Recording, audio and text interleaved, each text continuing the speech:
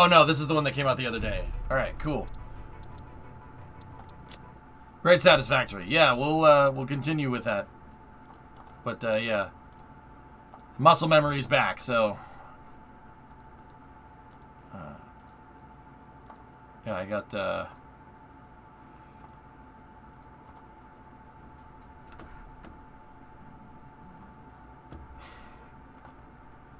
I linked a video to you on Discord to put in your library, okay? Just a general reminder, fellas. Just a general reminder, like, you gotta be careful with what we can and can't show, okay? It has to be public domain. If it's not public domain, it's not, I'm not showing it. I can't. I don't, and it's not, you know what? I probably could. I'd probably get away with it, but we gotta be careful. We have to be careful.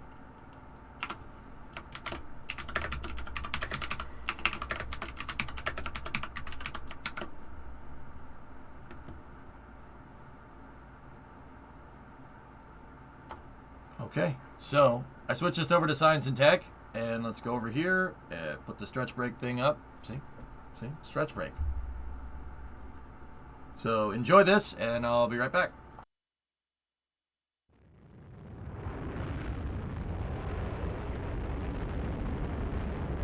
In 1957, the launch of the world's first satellite by the Soviet Union ushered in a Cold War crisis that came to be known as the race for space. Recognizing the head start obtained by the Soviets with their large rocket engines, which gives them many months of lead time, and recognizing the likelihood that they will exploit this lead for some time to come in still more impressive successes, we nevertheless are required to make new efforts on our own. For while we cannot guarantee that we shall one day be first, we can guarantee that any failure to make this effort will make us last. To overcome the Soviet lead, President John Kennedy openly declared the finish line to be the moon. Before sending humans, the U.S. strategy called for first launching robotic spacecraft, a job assigned to NASA's Jet Propulsion Laboratory. Now we know we're doing something really important, and we better do it right, and quickly. There was no book. We had to figure them all out as we went along. And of course, in that environment, you're going to make some mistakes.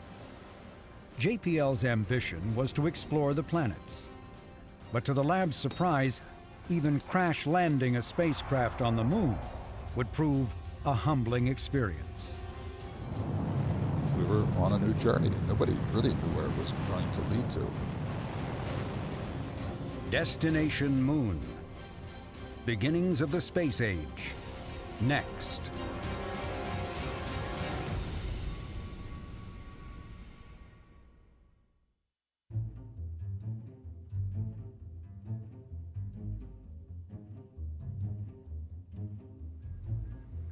In October of 1957, the Soviet Union shocked the world with the launch of the first Earth-orbiting satellite, Sputnik.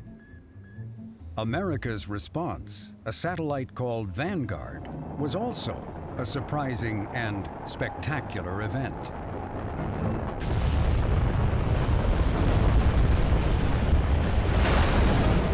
Vanguard would be only one in a long string of setbacks for the United States space program. On a visit to the U.S. in 1959, Soviet Premier Nikita Khrushchev made sure to underscore the disparity between the two nations. A successful moon rocket heralded Khrushchev's arrival in America, a scientific feat heavily capitalized on by Red propaganda. It gave solid foundation to Khrushchev's boasts of Soviet achievement. America's hopes for competing in the race for the heavens rested with its newly formed space agency, the National Aeronautics and Space Administration.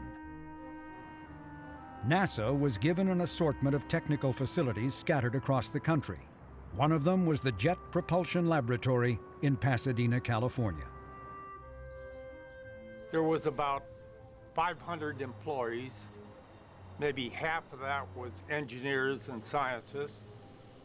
Procurement was one guy. Now it's a whole division of people. Parking is a big problem now. In those days, parking was no problem. Everybody drove on lab through the main gate here. Park wherever you want. Of all the groups NASA inherited, JPL was a part. This research center was then, like today, managed and staffed by employees of one of the world's most renowned engineering universities, the California Institute of Technology. JPLers were accustomed to a tradition of independence. From JPL's perspective, NASA was a newcomer with no portfolio. In contrast, JPL had built missiles and the first successful U.S. satellite, Explorer 1. Already a place filled with confident engineers, this achievement had further bolstered JPL's self-esteem. I think JPL in the late 50s, there was a real swagger. They felt that they were the best at what they did. They had the inherited condescension towards government scientists, and they felt that they should be able to run their own show. Basically, they thought, give us the money and we'll give you a product here at the end, and don't bother us in the meantime. JPL was led by William Pickering. A New Zealander by birth, Pickering came to Caltech to study electrical engineering and went on to become the laboratory's director. When NASA asked Pickering his ideas for the nation's robotic space program, he responded with an ambitious plan that called for JPL flying an armada of spacecraft to the moon and nearby planets. Before the conference, we talk with Dr. William H. Pickering, director of JPL. In matter-of-fact terms, he introduces the coming greatest adventure of man, a search for life on other worlds. The long-range purpose of unmanned exploration of the planets is the development of technology which will lead to eventual manned exploration. Scientifically, our objective is to assist in answering two basic questions. What, if any, life forms exist on the planets, and how has the solar system been formed? NASA executives, who saw the moon as the priority, were shocked by Pickering's aspirations to reach so fast for the planets. But the JPL director held steadfast to targeting planets while still responding to NASA's insistence to first reach the moon. In the race for space, Pickering pointed out that the moon had already been lost to the Soviets. America's only hope to win, he argued, was to compete on a larger playing field: the entire solar system.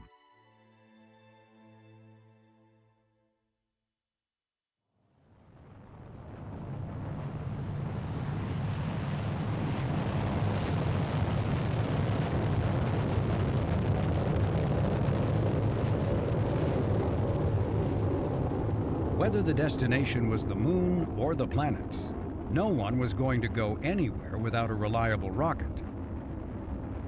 For both its human and robotic programs, U.S. plans called for modifying military missiles, but they were having problems of their own. Lacking a powerful enough rocket to reach a planet, JPL had no choice but to throttle back its expectations and first target the moon. We were given the assignment as the NASA Center for Deep Space Exploration. Nobody else had that role. Our assignment was to come up with a spacecraft that could go to the moon. I led the design team for that, and that was pretty great stuff. We didn't know what we were doing, and there was nobody around that could tell us.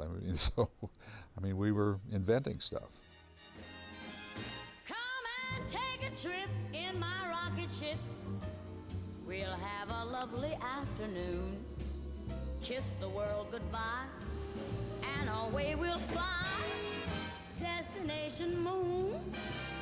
The strategy called for first building a spacecraft that could obtain close-up images of the moon before crashing onto the lunar surface. These spacecraft, called Rangers, were to be designed and built at JPL. A second type of spacecraft would visit the nearby planets Venus and Mars. Meanwhile, JPL was to select and manage the work of an industrial contractor that would build a third kind of spacecraft, one capable of soft landing on the moon. What seemed the least challenging of these three spacecraft were the moon-crashing Rangers. You don't need a high-gain antenna or solar panels to go to the moon. You just have batteries and an antenna that big. Fine, they get us there. You see, so our whole Ranger philosophy was planetary precursor. In charge of the Rangers was Jim Burke. He was a Caltech graduate, a former naval aviator who had learned his trade at JPL, building missiles for the Army. I wasn't afraid of the job. I thought it would be fun. Well, turned out a little different. Burke was well liked for his infectious enthusiasm and informal style, a demeanor that gave little hint of the enormous pressure he was now under. Pressure is always part of any project management job, but young and frisky and full of pep and armed with a good degree from a good university and a lot of very smart friends, who minds a little pressure? Up in the sky. Destination moon.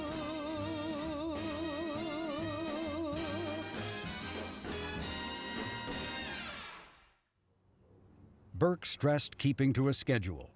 Celestial mechanics, he knew, waited for no one, nor would the Russians.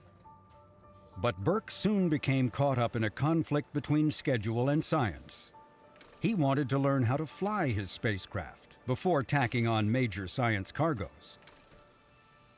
NASA countered there was no point in just hitting the moon. That had already been done by the Soviets. My version of it, then and now, was, look, this whole thing is ridiculous. They shouldn't even be thinking of putting other things on the spacecraft until we get one that really works. Next, to Burke's dismay, Ranger was saddled with a surprise requirement by NASA. Responding to concerns by scientists that Ranger could transport microorganisms that could contaminate the lunar surface, the spacecraft, NASA demanded, would have to be sterilized. But how? The answer, to the horror of JPL engineers, was to bake the spacecraft at temperatures above 250 degrees Fahrenheit for more than 24 hours. What that would do to an unproven spacecraft was anyone's guess. What we did was to reduce our chances of success substantially. And there continued to be a problem entirely out of the team's power to control or fix: the rockets that would get Ranger off the ground. The first stage rocket was a converted Air Force intercontinental ballistic missile called the Atlas. It would launch Ranger into Earth orbit. The second stage, called Agena, was to kick the spacecraft out of Earth orbit and onto the moon. But it was behind schedule and hampered by technical problems. Everybody understood that it was a high-risk mission, and that's why they gave us 2 Atlas Agenas to launch with spacecraft whose only function was to see if we could make them work. On the morning of August 23, 1961, Ranger 1 lifted off from Cape Canaveral, Florida. All went well for the first 90 minutes. Then telemetry showed that something had gone wrong with the second stage Agena rocket. The tracking stations were all focused on the part of the sky where the spacecraft was expected to be, and there's no signal. And still no signal, and still no signal. And finally somebody had the brilliant idea, why don't we turn the antennas around and point them in the other direction? And sure enough, there it was. Though this first mission was intended only to circle the Earth, it failed to reach a proper orbit. Designed to fly on continuous solar power, Ranger 1 instead passed into darkness and a loss of orientation every 90 minutes. Each time the confused spacecraft emerged from the darkness, it would reacquire the sun and fire its engines to regain a proper position. So it looked as if the spacecraft were doing exactly what it was supposed to do, and would have worked just fine if it had only had the chance. And we were in the middle of this, in the middle of the night, when Dr. Pickering walks in, trying to find out what's going on, and we're all telling him what's going on. This guy is listening to what some 23-year-old kid is telling him about this thing that's going on out in space. And it was sort of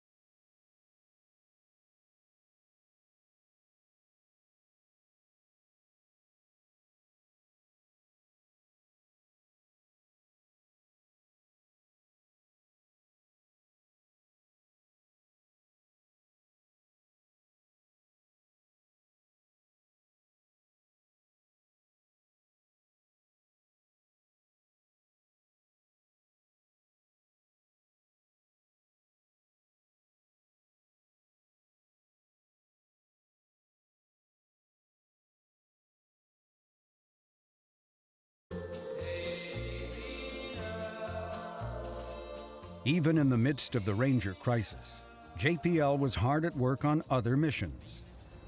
In the summer of 1962, final preparations were underway for the first U.S. attempt to reach Earth's nearest planetary neighbor. Venus provided the best chance for a spacecraft to reach its destination. The spacecraft, though, was not what JPL engineers had first planned on sending. Mariner was to be a new design, really a second-generation spacecraft that was specifically designed to go to Mars and to Venus. But the design was not far enough along for it to be used for the Venus 62 opportunity.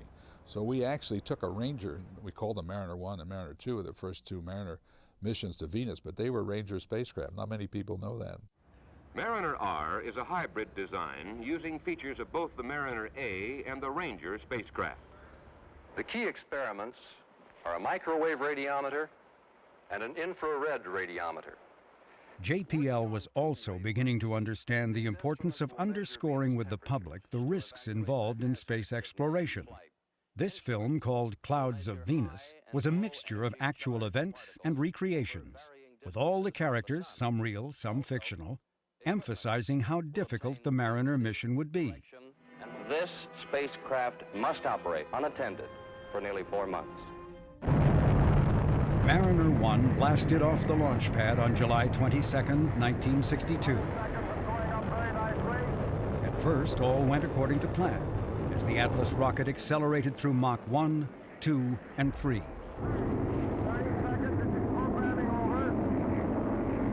But then, the Atlas began fishtailing and veering off course. We're not on trajectory. This is range safety. Stand by.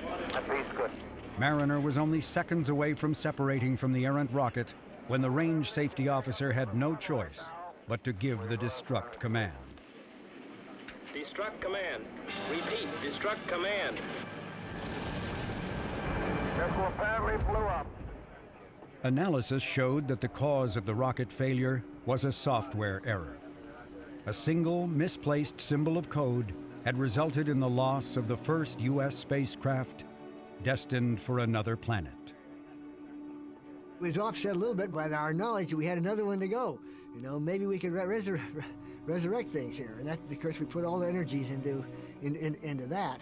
Now I'll call on Bob Parks, our planetary program director. Bob?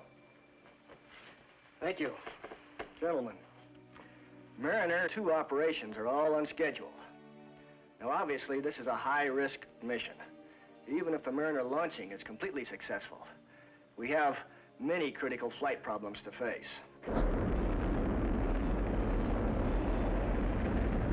With the software problem corrected, Mariner 2 lifted off and began its 3.5-month journey to Venus. An early critical event was deploying the solar panels to convert sunlight into electrical energy. Numbers came out when you analyzed them that there was a 1% chance of success in a sense that all these components would work. The first 14 critical operations are complete. We wait now for sun acquisition. Sunlock, we're in.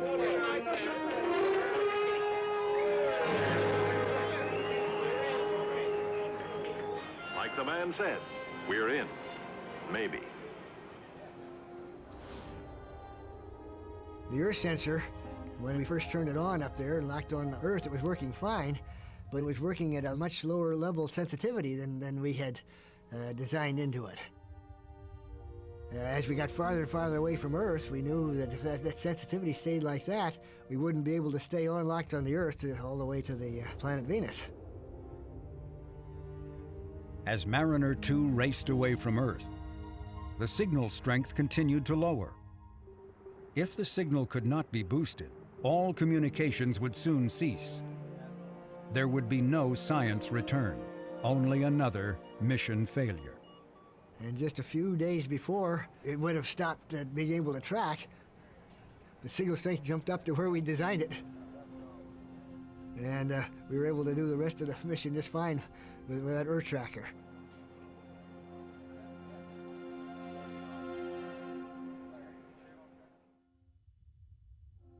Another pressing issue was keeping Mariner 2 on a proper course. Tuesday afternoon, it is decided to go ahead with the trajectory correction. Goldstone engineers send roll, pitch, and velocity commands to the spacecraft. The motor is fired and shuts off on time. Now we must wait. New tracking data will determine if the flight path has been corrected.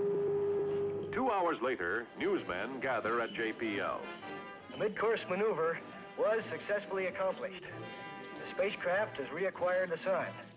Have we gone past the point of any further correction? Are we now going for broke? That is correct. We can make no further correction. We're either right now or else. We still have approximately 100 days to go before we arrive at Venus. For 100 days, JPLers worked around the clock, steadying what was becoming an ever more troublesome spacecraft. One of the members of the team was a 22-year-old flight controller who was both a pioneer in exploring the planets and venturing into the male-dominated world of engineering. I found myself not only involved in the planning of the operations, but the actual conduct of the operations. And before I knew it, I was 22, and I had been assigned as one of several flight controllers on Mariner 2. I was good at that work. I was good at operations work. I had a shift of my own, usually midnight to 8 in the morning. Women didn't have opportunities like that, and there were some number of people who were pretty sure that they shouldn't. That flight was probably the largest experience in growing up a young woman could have. I got through it, and I was very proud of myself for getting through it. But from then on, everything seemed easier. In December, Mariner 2 was closing in fast on Venus, but it was in a precarious state. Portions of the spacecraft were overheating. Several critical telemetry sensors had stopped working altogether. It was taking all the energy the solar panels could produce to keep the spacecraft functioning. On December 14th, Mariner 2 made its closest approach to Venus, flying by at a distance of 20,000 miles. In Pasadena, a steady stream of science data came pouring back as audible sounds throughout mission control. Scientists were elated, although most of the results were more confirmations than new discoveries. There was no onboard camera, so there were no pictures. There was also no sign of a magnetic field or a radiation belt like Earth's. For a planet considered Earth's twin for its size and near proximity, Venus revealed itself to be a hellish world filled with carbon dioxide, and where surface temperatures are hot enough to melt lead.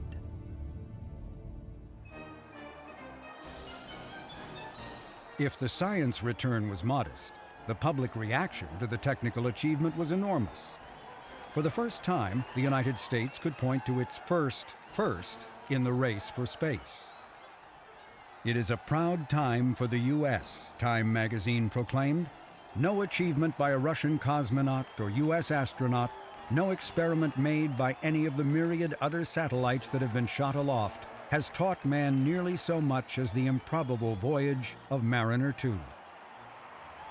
William Pickering found himself featured on the cover of Time. Pasadena honored the JPL director by naming him Grand Marshal of the Tournament of Roses Parade.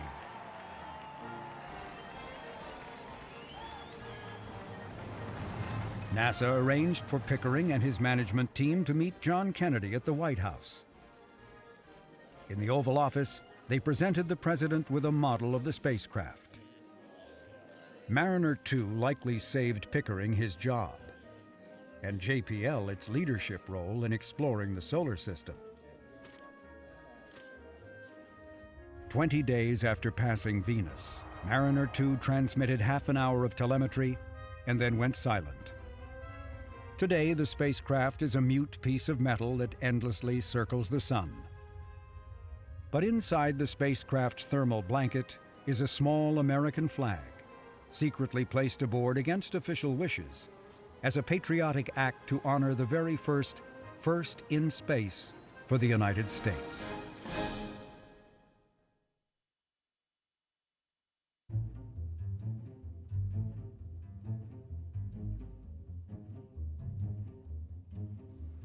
The success of Mariner 2 and a reconstituted Ranger team buoyed hopes that the next attempt to hit the moon would be different than the previous 5 attempts.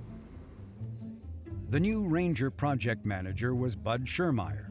His resume was identical to that of his predecessor, Jim Burke. Schirmeyer was also a Caltech graduate and a former naval aviator. The two men were also close friends, which helped to reformulate the project.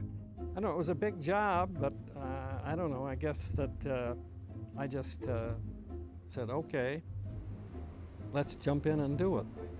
By golly, we're going to make this thing successful. The worrisome requirement of sterilizing the spacecraft, once deemed of vital concern, was abandoned.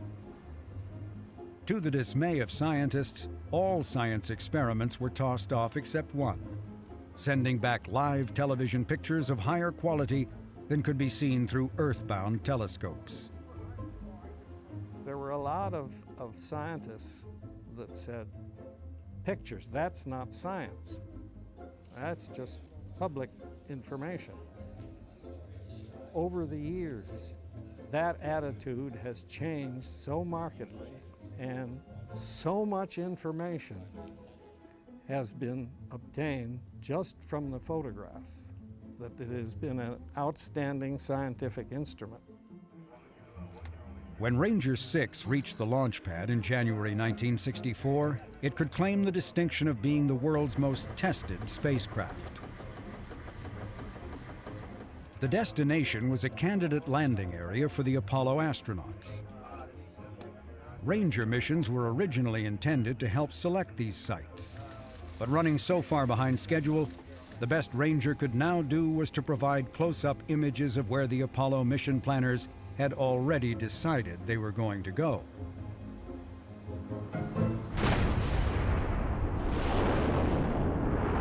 The Ranger 6 launch went perfectly. The only anomaly came when telemetry showed that the spacecraft's television camera had inexplicably turned itself on for 67 seconds. But just as quickly, the camera had turned itself back off. Everybody sort of scratched their head and said, what was that? And put it on the back burner and didn't worry about it. Other than this one minor glitch, all systems were normal. Navigators confirmed that Ranger 6 was right on target to hit the moon in the early hours of February 1st, 1964. A guarded Pickering declared to the press that he was cautiously optimistic. It was, I think, a 66-hour flight to the moon. But everything was going great. We're going to have a success here. I drove in with my van with all of the champagne bottles in the wash tub with ice in them, all set to celebrate. As the spacecraft neared the moon, JPL's auditorium was packed with reporters. They listened as Mission Control announced the final minutes of Ranger 6. 18 minutes before lunar impact, the spacecraft directed its 2 television cameras to turn on and warm up. We should now start getting video. And all through this agonizing last part, he said, there's no video, no video, no video. 118, holding steady. No video. Roger.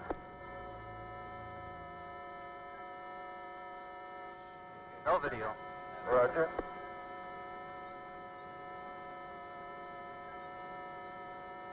Still no video. Roger. It was just heartbreaking. We got all the way to the moon, and we got no pictures. Everything worked flawlessly, we thought, up till then.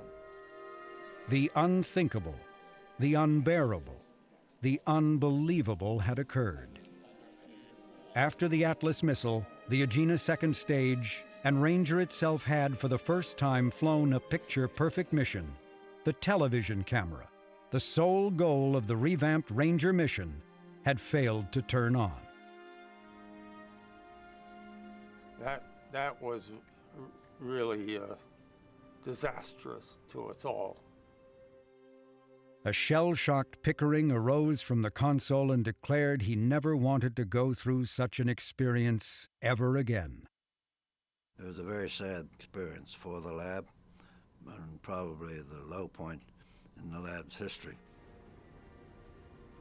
You know, we were terribly disappointed because we had stopped and regrouped, as they say, but had missed a design flaw in the system. And we got bit by it.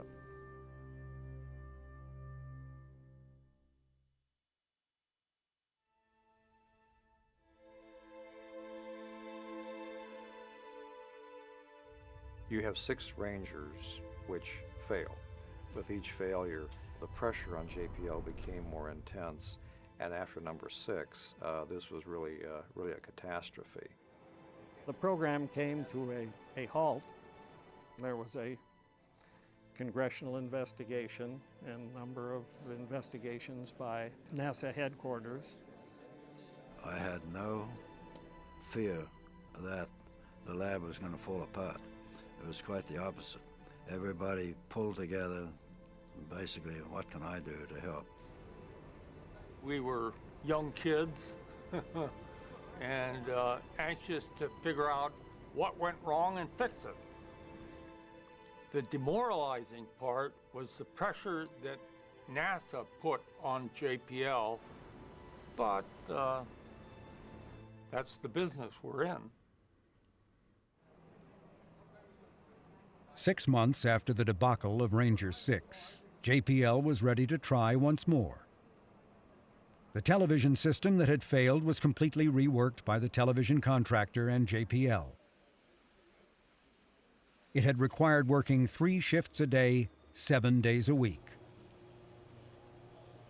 The next one, 7, was a severe strain on everybody because it had to work. And if it hadn't worked, there's no telling what JPL would have been like or what would have happened to JPL. It was a sobering experience. Launch through the 66-hour cruise was a textbook flight. 3 days after liftoff, JPL's auditorium was once again filled beyond capacity with people and tension.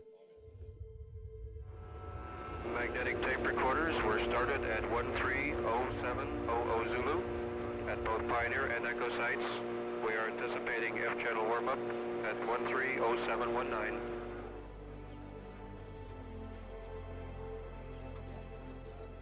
Coming up on impact, minus 18 minutes. Channel F still in warm-up. We are 1 minute to full channel power. All magnetic and kinescope recorders are go. This is Goldstone TV control. F-channel is still in TV warm-up. We are anticipating turn on momentarily. We are 5 seconds from full power. We have full power on F-channel. Roger. Full power on F-channel. All kinescope recorders are recording. All magnetic tape recorders are recording. Video is very strong. Video is very clean. This is Goldstone TV control. Preliminary photographic analysis of the video indicates we have good signal strength from the moon. We definitely are able to see craters. We have excellent video. 10 seconds to impact. Video still good. Excellent signal strength. 3, 2, 1. Impact has occurred at 132550 Zulu. All video data was excellent right up to impact. All cameras were functioning. Transmitters were functioning properly. This is Goldstone TV control. Oh, roger. When impact occurred, the auditorium erupted in a great cheer. People shook hands and hugged one another. Some wept. One hard-nosed engineer likened the event to a spiritual experience. There was joy all around, as you can imagine, after the trials and tribulations of getting to that point. There was not a dry eye in that room. Failure was nothing to be afraid of, you learned. But success was such an emotionally overwhelming situation that it let loose. Some people had smuggled in some champagne, and champagne bottles were opened. It was a great celebration. But in the middle of the festive atmosphere, somebody handed me a little note and said, "Dr. Pickering wants to see you." What did he want to see me about? I went up to his office and he handed me a photo. Said, "Here, Jim." It was the first high-resolution picture.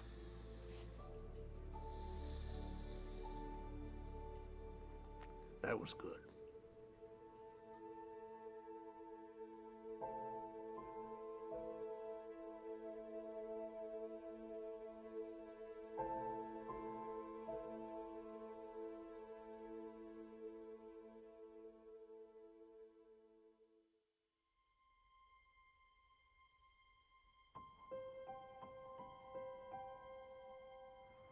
Later in the day, after Ranger 7's crash landing, the most detailed pictures of the moon ever taken were presented to an anxious press.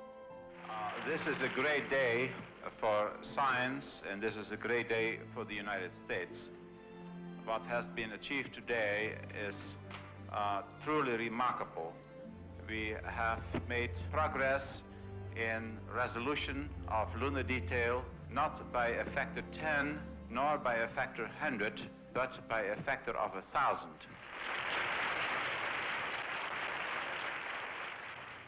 Next, Pickering and NASA officials rushed to Washington to brief President Lyndon Johnson. 2 more Rangers would fly to the moon. Though scientists were pleased with the images, they did little to resolve questions about Earth's orbiting companion. Rangers' pictures are like mirrors, one scientist declared, and everyone sees their own theories reflected in them. Of all the questions NASA wanted answered, the most important was knowing what the surface would be like for Apollo astronauts. Was it solid? Would it support the weight of an astronaut, let alone their lander? Or would layers of dust act like lunar quicksand and swallow them whole? NASA had hoped the answers would come from Surveyor. This was JPL's first experience in overseeing on behalf of NASA the work of an aerospace company, and the process had not gone smoothly. The Surveyor program had started in 1960 as a very hands-off contract arrangement. That was how NASA wanted it. In fact, NASA hoped JPL would adopt more to the industry's ways of working. But the contractor, Hughes Aerospace, was struggling, for good reasons. Surveyor was far more technically challenging than the Rangers. This spacecraft not only had to soft land on the moon, it had to do so autonomously. It was also expected to send back images and science data from the lunar surface, not for a day, but for weeks. By 1964, the project was over its budget by a factor of 5 and far behind in its schedule. Surveyor was in deep trouble.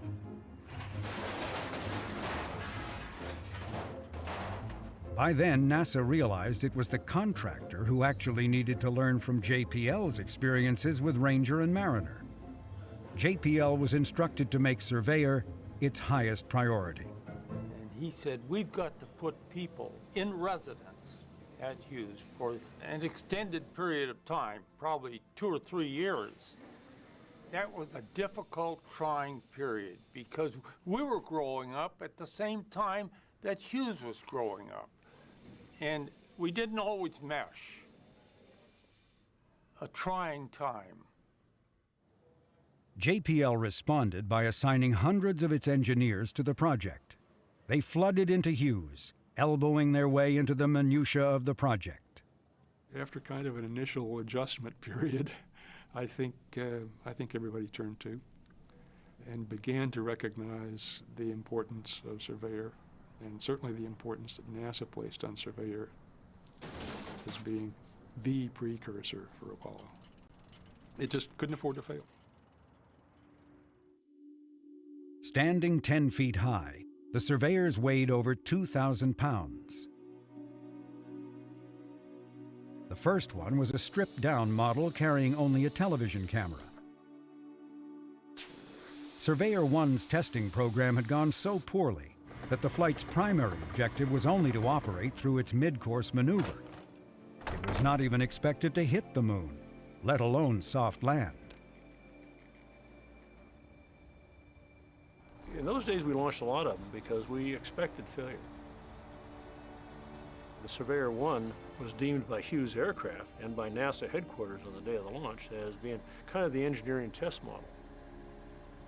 So if it met the majority of its objectives, they would be pretty happy. But it's pretty obvious they had a higher expectation of failure. We are now well into the countdown at approximately 3 minutes before liftoff. All systems are reported in excellent condition at this time. Pressurization. Go, Atlas. Go, Centaur. Atlas autopilot. Go. Centaur autopilot. Go. Launch director. Go.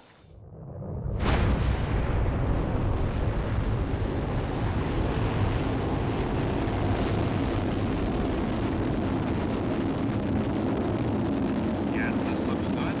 Doppler readout is nominal. Chamber pressure looks good. Liftoff was at 7:41 Pacific Daylight Time on an azimuth of 102 degrees. The aerodynamic shroud is off and Grand Bahama is tracking. Liftoff plus 4 minutes and 3 seconds. As shown by the animated diagrams in the monitor, the Atlas Centaur separation has occurred. Centaur cutoff. Surveyor is injected on its lunar flight path. Separation. And report that the landing legs are extended. The Surveyor is now in space.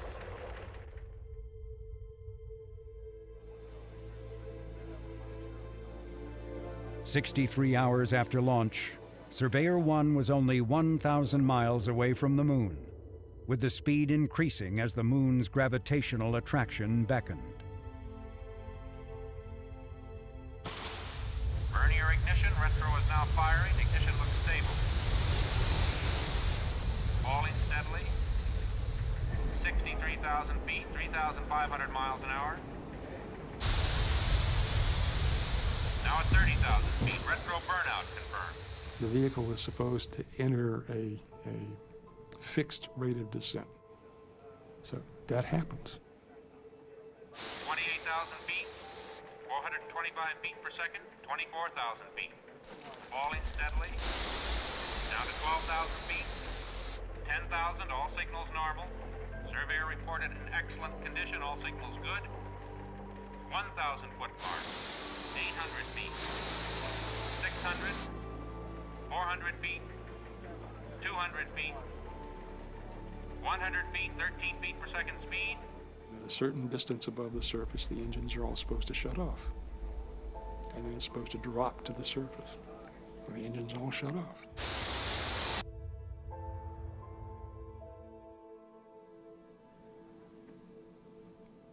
And you could hear a pin drop. It worked. We're down. It's still transmitting. Surveyor 1 touched down at 5 miles per hour, a mere 1 second off the intended landing time. For the first time, an American spacecraft had achieved a soft landing on another celestial body. Surveyor 1 operated for 6 weeks, surprising engineers by surviving a bitter cold lunar night. In all, the sturdy lander sent back more than 11,000 images before its batteries ceased to work. Surveyor 1 now rests where it landed in July 1966, telling us of its presence by casting a silent but long shadow on the lunar surface. 6 more surveyors were launched over the next 2 years, providing a treasure trove of science about the moon. Although 2 of the missions would fail, the increasing ratio of success to failure demonstrated that JPL was clearly learning from its past mistakes. And NASA had the answer to its question. The lunar surface was solid and suitable for landing by the Apollo astronauts.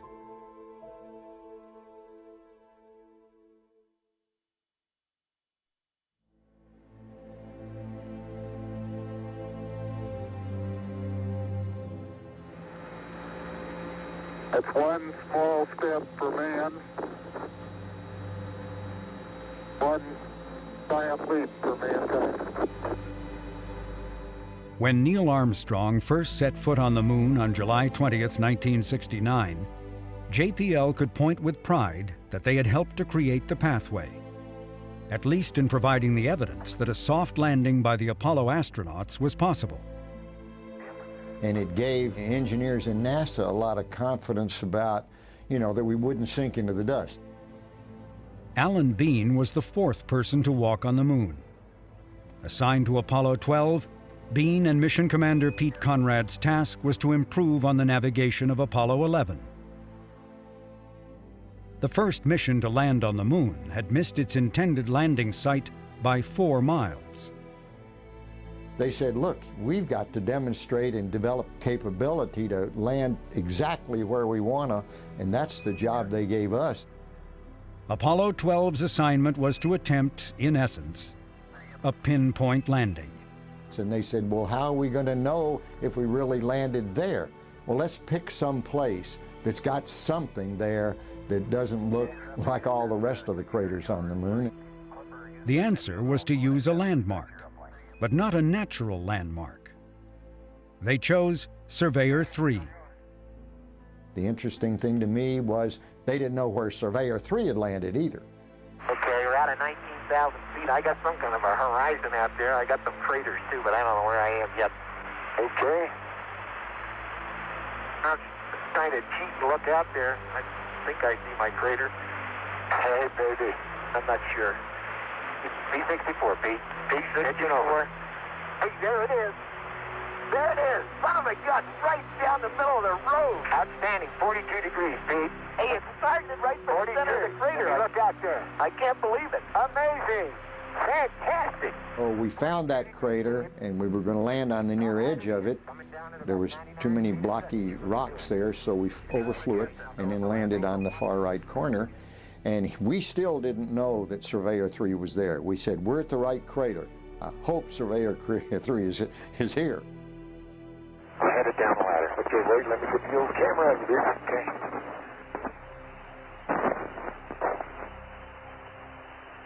Man, that may have been a small one for Neil, but that's a long one for me.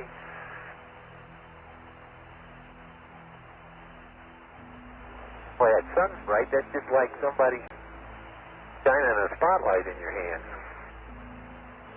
Boy, you'll never believe it. Guess what I see sitting on the side of the crater? The old surveyor, huh? The old surveyor, yes, sir. Does that look neat? It can't be any further than 600 feet from here. It was just starting to come into light. The solar panels were just illuminated, and there it was sitting right where it was supposed to be. So it felt really good. Apollo 12's mission included bringing back to Earth parts of Surveyor 3, but the spacecraft had landed in what appeared to be a deep crater. So we began to talk about how we're going to get down there. This is too steep. We're liable to slip down in the crater and can't get out. We don't have any ropes with us. We were concerned about it. When we got out the next day and looked over there, the sun was on that slope, and then it was obvious that it was about 13 degrees and we wouldn't have a problem.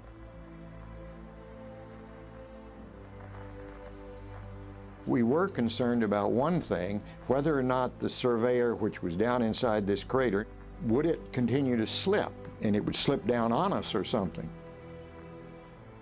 Now you're closer than 15. Don't go any closer. Yeah, maybe I better back up. Attaboy. Okay, now let me get that footpad. That's a beautiful shot there. Now look, you can see which way it came in. See the way this gear pad's Again over there. Dug up dirt and you're still sitting there. Yeah. Go ahead, you get yourself in the photo too. Hey, big smile. Okay. Okay, Al, we're ready to start getting a TV camera. Okay. The television camera was of special interest because of the number of different components it contained. Scientists and engineers wanted to know what 2.5 years of exposure on the moon had done to them. I better be careful. I'm going to get dust on it. There was optics in there, there was wire, there's lubrication, all different kinds of metals. So that's why this thing seemed important to bring back. It was a lot more difficult to cut those stanchions for Pete. So he fooled with it a while and rotated them and cut through. We weren't going to be denied. Okay, 2 more tubes on that TV camera and that baby's ours. That's ours. That's baby's. We got her. Beautiful. Then we looked around for other things that we could get, and of course the scoop was right there. They didn't ask us to bring it back, but it looked pretty tempting. Let's get the scoop while we're at it. Didn't think you were going to leave without a scoop, did you? No. When parts of Surveyor were brought back to Earth, scientists made what seemed an astounding discovery. They found inside the camera a common bacterium, Streptococcus mitis. Had this bacteria survived a trip to the moon and back? Or had it been introduced in the lab? We found out over the years since that time that life is very tenacious and comes up even at the bottom of the ocean out of volcanic vents. There's life down there. So I think this is just an example of life from Earth going to the moon and staying there. Whether or not Surveyor brought bacteria back to the Earth remains an unsolved mystery. But the assertion raised in a new and serious way the question of life existing elsewhere. In the years since first touching the moon, Mars has become a prime candidate as a place where microbial life might have once, or might still, exist. And it was Mars where NASA and JPL next set its sights. And perhaps one day in a future not as distant as we might think, another astronaut will again bend down and touch a robotic explorer, one that once roamed the surface of the red planet.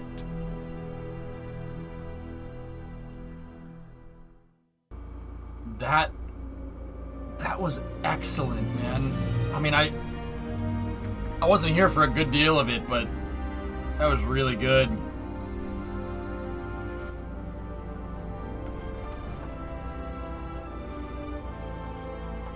That was a really good documentary. Oh, thanks Hell Hydra for that one. Can I get a link? Yeah, absolutely.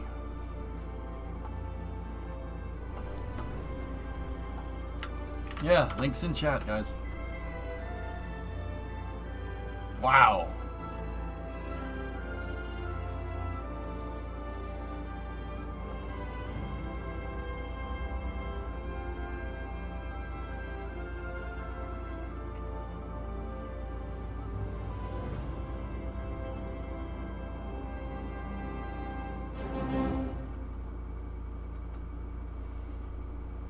Cool.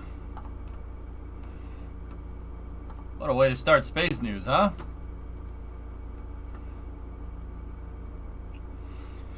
So I got stuck in traffic. Yeah. It's like 75 degrees out today, so that's like 20, 22, 23 C today, and everyone is outside. Everyone decided they also wanted to go get food during their lunch break. So yeah, it's been a long trip. Took me about 40 minutes to go and get food. Chroma Pizza place is 2 miles away, about 3 kilometers away. Took me 45 minutes. Yeah. Yep. You were traffic. Yeah, right. Yeah. Anyway, that was a great documentary. JPL just uploaded that the other day, but it looks like the documentary is from the 15th of... Or no, it looks like it's from 2011 there, so... Pretty awesome. Last, please, SLS. Okay. Oh, yeah.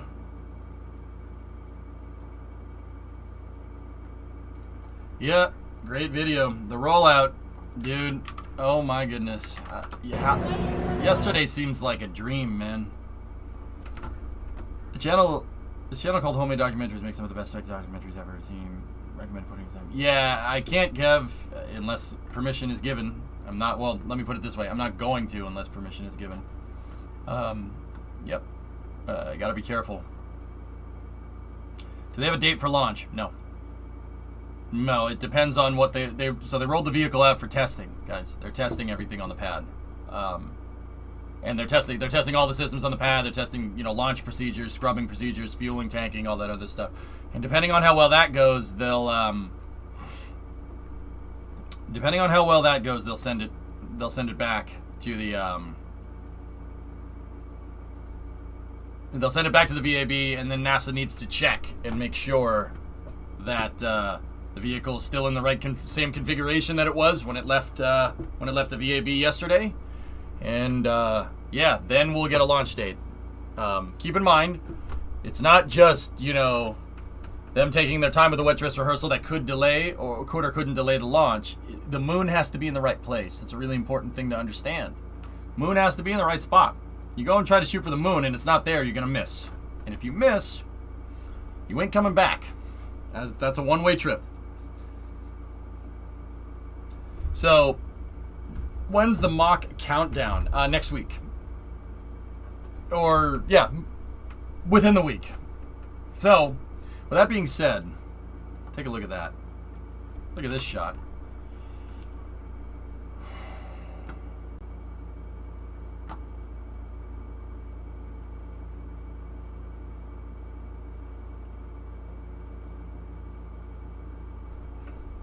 I don't need to say anything. Just look at that. Is that something else or what?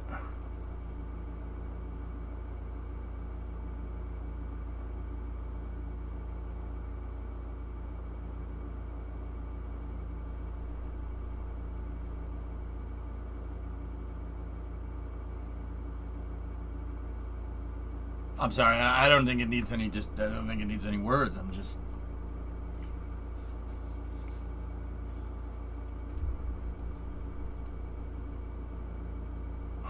Wow.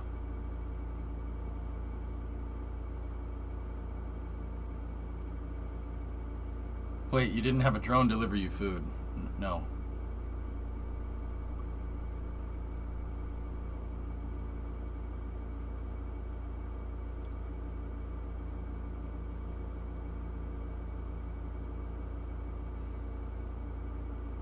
No, Cientic.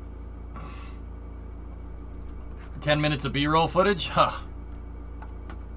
Don't mind if I do.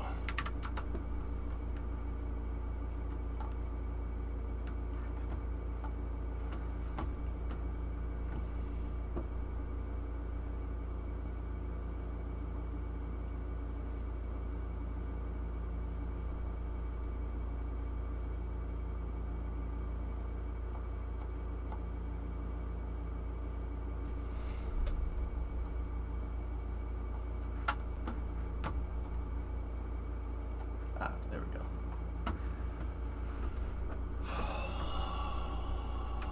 Okay, so this was rollout yesterday. Look at that monster.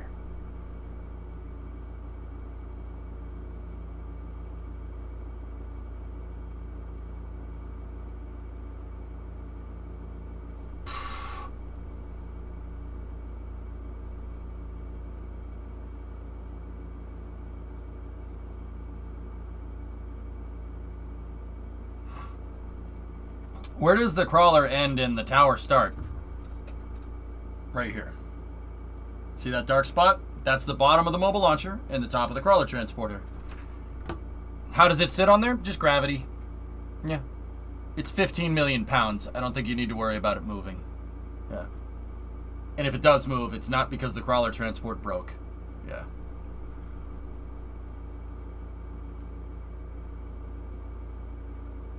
Can you imagine driving a rocket? They're not just driving a rocket, guys. They're driving a rocket and its launch pad.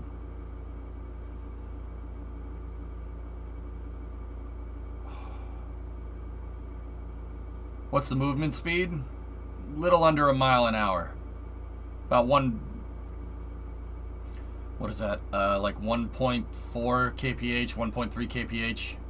It's a little under a mile an hour. It's not. If it was 1 mile an hour, it'd be 1.6 kilometers per hour. But yeah, it's a little bit less than that. How do they get it? How do they get it off? Okay. So on the corners of the mobile launcher, there is a pilot dowel. There's actually it's on all four corners, and then there's one here, and then there's one on the other side. So there's 3 on each of the long sides of this thing, right? The crawler transporter can change its ride height. It went under there, and if you look, actually you can see them. See the yellow pegs right here? 1, 2, 3, 4, 5, and 6. That's what holds up the ML. It holds it up in the air, about, I don't know, 10 meters off the ground. Crawler transporter can lower. The crawler transporter has ride height hydraulics, so it can lower itself, drive underneath, raise itself up, pick up the whole freaking thing, and then move it. And once it moves it to the pad, it just sets itself down, and then there's another set of pegs at 39B. There was a set of pegs at 39A, not anymore though. Actually, I don't even know. The pegs might still be there. Who knows?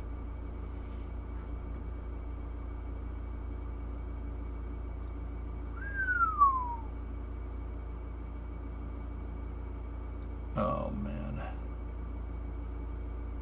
What's its Doug score? Yes. The crawler transporter gets 100 out of 100 for a Doug score. Not even Doug can say otherwise. So, yeah, see the peg? See the hole right there? There's the peg. There should be that's the downward one.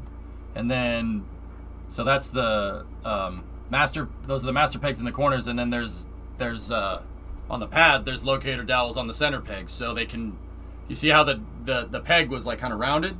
That's so they don't have to be like perfectly exact. They can just let it down. As long as they let it down slowly, it'll automatically line up. I kind of want to make the crawler in KSP, but it would be difficult. But we could do it. It's possible.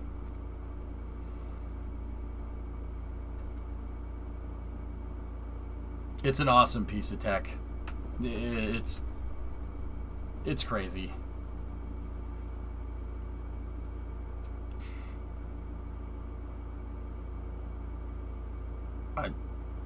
Guys, I don't really have any words. I'm just like, it doesn't seem like much, fellas. I know it doesn't seem like much, but that's a big deal yesterday.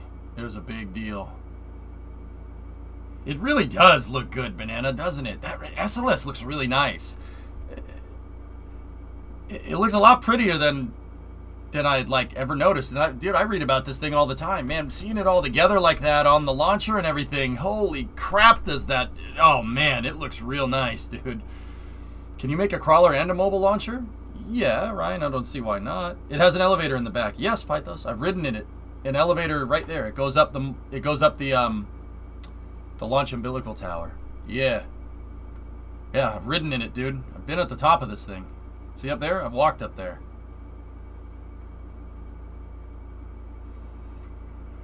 The treads would be a little bit weird, Geek, but I could do it.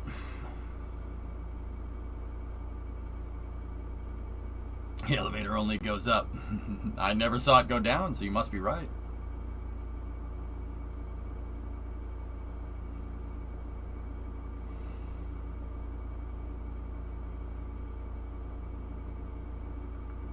I think it would look better if the phone was one shade of orange. Yeah, I suppose. Doesn't bother me though. That by the time they get it to launch, it'll all be one color. Yep. Rotor brakes right there. So they have a worm gear that's driving the treads. That's how this thing works. Note they have a light on the treads so they can see them. And that's, yeah, those two blue clamps are how they hit the brakes. That's the brakes. See them? Disc brakes. Yeah.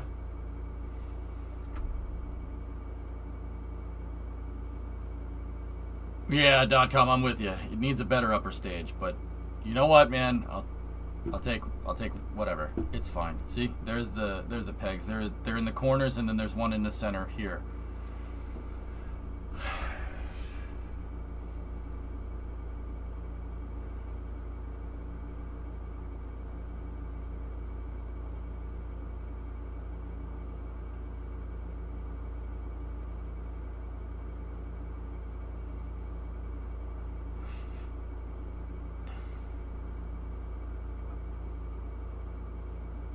Dude. It's on the launch pad now. Is not the time for a redesign. They're already doing that, Metroid. Moon in shot! I don't think there's any sound or anything. It's just, oh yeah, there is.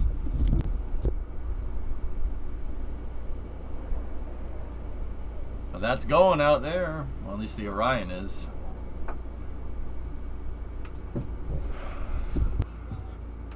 So this is from this morning. It was a little foggy this morning, so nobody could get a good picture of it. They had to wait a little while. See? Look right here. Or right there now. It's sitting on the pegs right there. Those 3 white pipes are the sound suppression system. Those are the water pipes.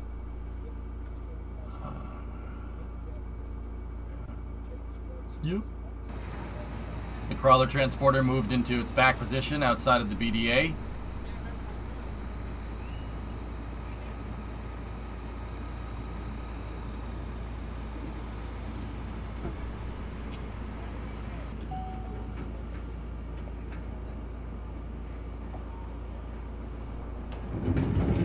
I like this part.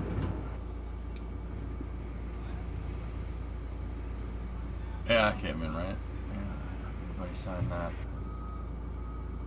Yeah, see? Guys laying down new tracks. He's putting down more river rock. Hey, it's easier than repaving the thing. Look at it crush the rock. Oh, that's so cool. Look at it. That's what it's supposed to look like. How it started. How it's going. Look at it. It flattened it, man.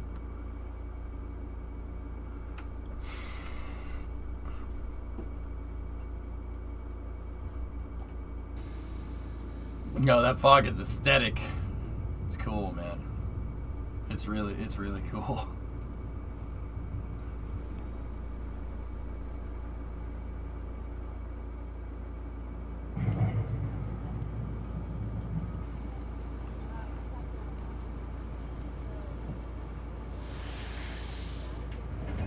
Guys, I don't have any words. Like, I'm trying to come up with something to say, and I always just end up staring at it.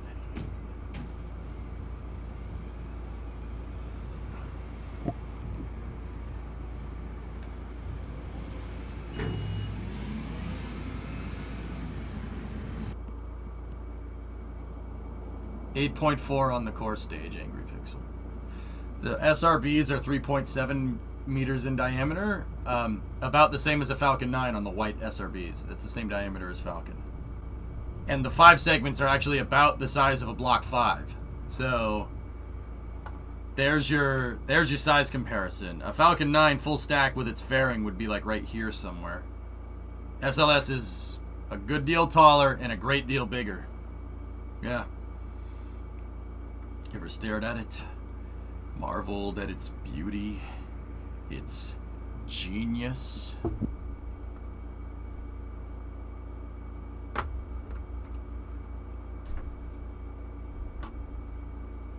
So awesome. That makes me so happy.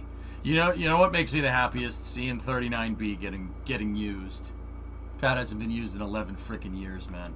Seeing it get used, seeing a rocket on it, seeing a new mobile launcher, seeing the crawler transporters and the VAB and everything work, that makes me so goddamn happy. I did not anticipate this. The other day I went on a whole thing about how, we got to use the VAB more, we got to use the VAB more. This is the start. Feels really good. Feels real good. It's really, really, it really makes me happy seeing all this equipment get used.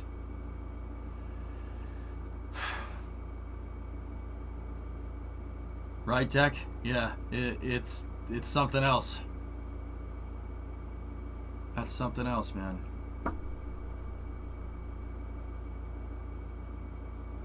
We need more pads. We need more pads. How does it go up that steep ramp? Charles, this thing can load level itself. Yeah, the crawler transporter can actually tilt forward and back. So when it's going up the ramp, it just... The rear hydraulics go down and the front hydraulics go up and it levels up the surface. Dude, it's a wild piece of equipment.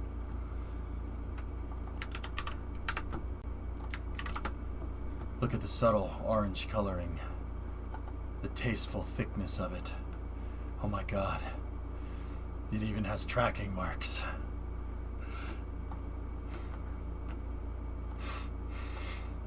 Yep. Yep. Yep. Yep. SLS from space. The Artemis 1 launch is getting closer. Airbus captured the SLS rocket on its launch pad with our Pleiades Neo high-res satellite. We can't wait to see the Orion spacecraft propelled by the European module in space. There's the VAB. Yeah, look, you can see the fresh tracks. Fresh tracks from the crawler transporter. Look at that. Oh my goodness, that makes me so happy.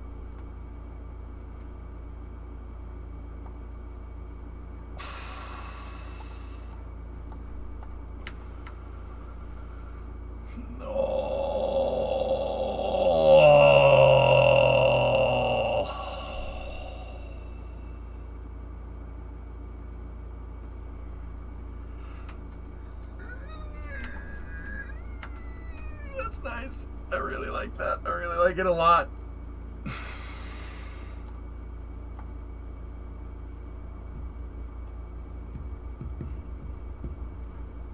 Where's the crawler? Oh yeah, see? The CT finds its parking spot outside of the BDA right here. This kind of perimeter around the pad is called the blast detonation area. Once again, I don't need to think. I don't think I need to tell you why it's called that. Yeah, that guys, I've been putting a lot of stuff in the research folder.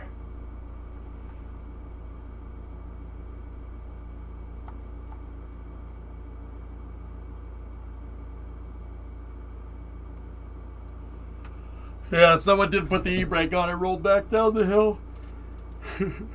Fuel likes not being fuel. Yeah. It looks like they upgraded all the roads around 39B as well. Here, let me go take a look. See, the road goes out there and it goes around this pad support building and then it connects in down there. That's not how the road used to be. It looks like they just repaved it.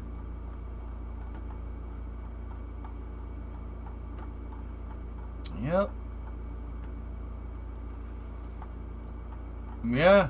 Well, the road has been... Okay, so the road's been like that for a while, but they did just repave it, because look at it in this picture versus that picture. Yeah, see? Oh, wow. That looks a lot nicer. And it looks like the original road went right here. And you could still see some of it. Interesting. I wonder why they put that road over there. Hey, you remember how you recently said not to tell you about new Vice Grip videos?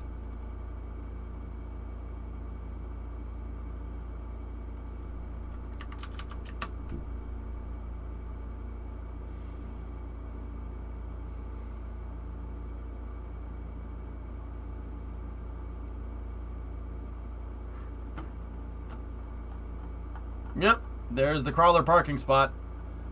What's the advantage to having the tower on the mobile launcher and having a clean pad as opposed to shuttle style? Is 39B so it could be multi-user. That's how the pads were engineered, Banana Time. They were built that way. They were built to be a clean pad like this so you could put whatever type of rocket you want on it as long as it can fit up with the mobile launcher and all the plumbing lines. You gotta remember, these pads were built for Carolocks and Hydrolocks. It used to have all those systems on board. Oh, look. Yeah, hydrogen tanks under. construction there. You used to be able, this had all the commodities. You had kerosene, hydrogen, you could put whatever on here. And you could fuel it, and it's not a problem. As long as you had a mobile launcher with the hold down points of the rocket. Now, the reason why the shuttle had the service structure next to it is because the shuttle couldn't launch with a launch umbilical tower. Anybody know why? You couldn't make it like Saturn. It doesn't work that way.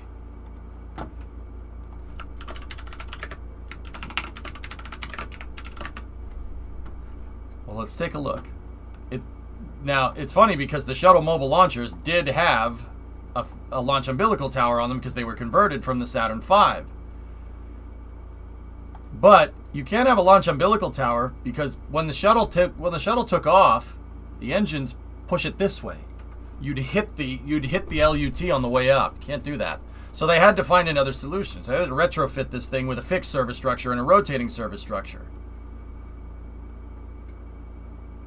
Now, compare that to like SLS, for instance. Why would you want to move the whole thing like this? This is Ponzister's, the footage that Ponzister linked up. Why would you want to do that? Well, it's easier to fix the dang thing if you can, and it's easier, they last a lot longer if they're inside. If it's inside of the VAB, it's not susceptible to weather conditions.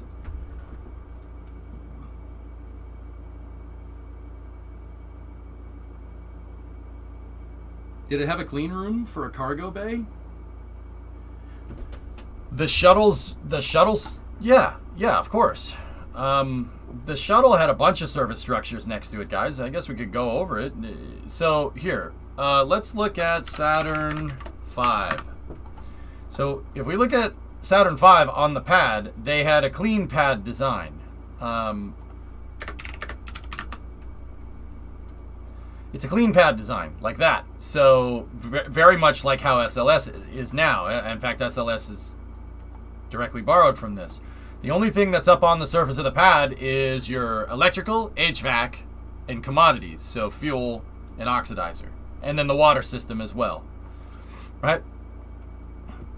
The Apollo pads also had a removable flame deflector. You could take the flame deflector out and put another one in.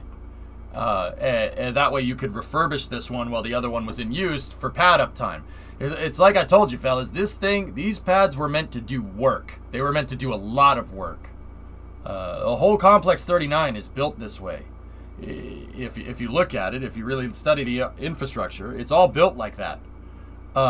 Built to do work, built for a high frequency of launches. It might not seem like it with how long the crawler takes to get to the pad, but I mean, 6 hours to get the rocket pretty much ready to go is pretty damn good, right? Why not launch it the other way? The shuttle is already doing a roll. I don't think you could fit it on the crawler that way. The tail of the shuttle would hit the LUT on the way up. So the pads are engineered this way. This is the clean pad design. There was basically Complex 39A 1965. That would give me a picture of the empty pad. So, like I said, they were clean pad design. You could put whatever the frick you want on it, and you could put whatever you want on it and go. There's your clean pad right here. See? That pretty much is how it is right now. Yeah, that's what it looks like. They nixed the removable flame deflectors. They didn't. SLS has a fixed flame deflector in it, and it was refurbished for long-term use. So yeah, it has a fixed flame deflector now, but the rails for the removable ones are still there. And when the shuttle came about, because they couldn't use the LUT, right? They had to put it on the side. So they put everything off to the side. That was the solution. Put the fixed service structure and the rotating service structure off to the side. This photo is getting saved, by the way. Yep. There we go. Let's see. So NASA 39A 1965. 76. Let's try that. That one will give me the right picture. There you go. So what they did was they rolled the mobile launchers to the pad, lopped the top of this thing off, and then put it over here.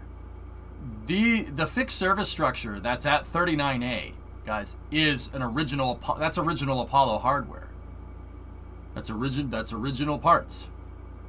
Nice trucks, by the way. That 67 is real nice. And then they built a rotating service structure attached to it. So the rotating service structure.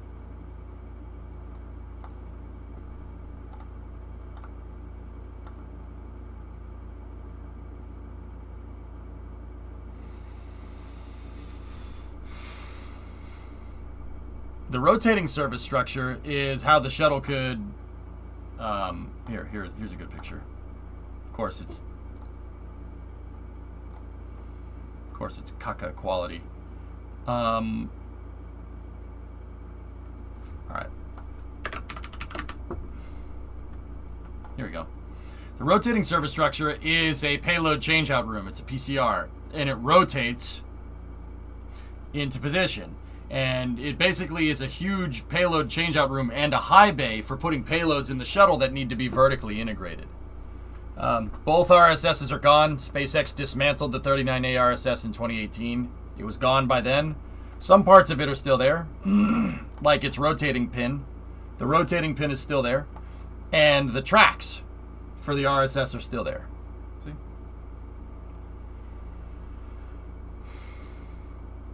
But yeah, that crew access tower right here, the crew access tower is original Apollo hardware that SpaceX is using, along with obviously the pad. But yeah, so when SLS came around, they didn't need the fixed service structure or anything. So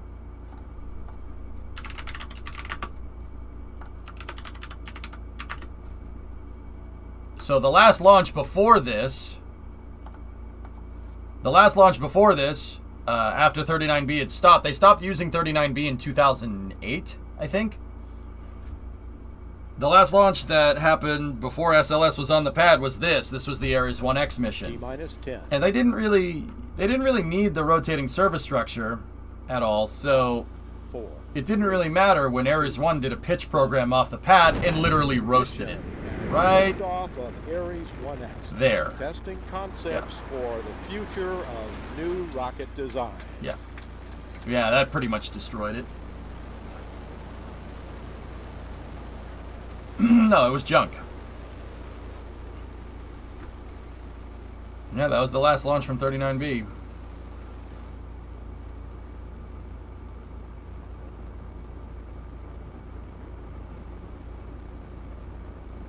Altitude now 2 miles. Taper pressure now tapering off as designed. The vehicle is aligned itself with the planned trajectory. We passed Mach 1 and we're now passing Max Q. We have our Max Q system ID maneuver PTI engaged. So, yeah, and then 39B has basically just been sitting there. They completed Constellation refurbishments for it by 2010, 2011. And Ares 1's mobile launcher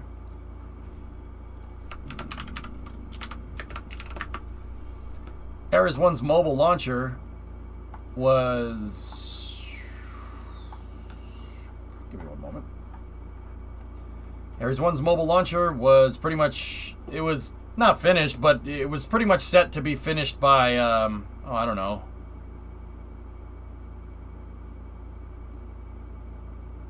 I think it was set to be finished by 2014, 2015. The pad was done in 2011. 39B had made the conversion back to a clean pad design. And the mobile launcher would have been done, yes, probably sometime, yeah, like I said, around 2014, 2015, 2016 at the latest.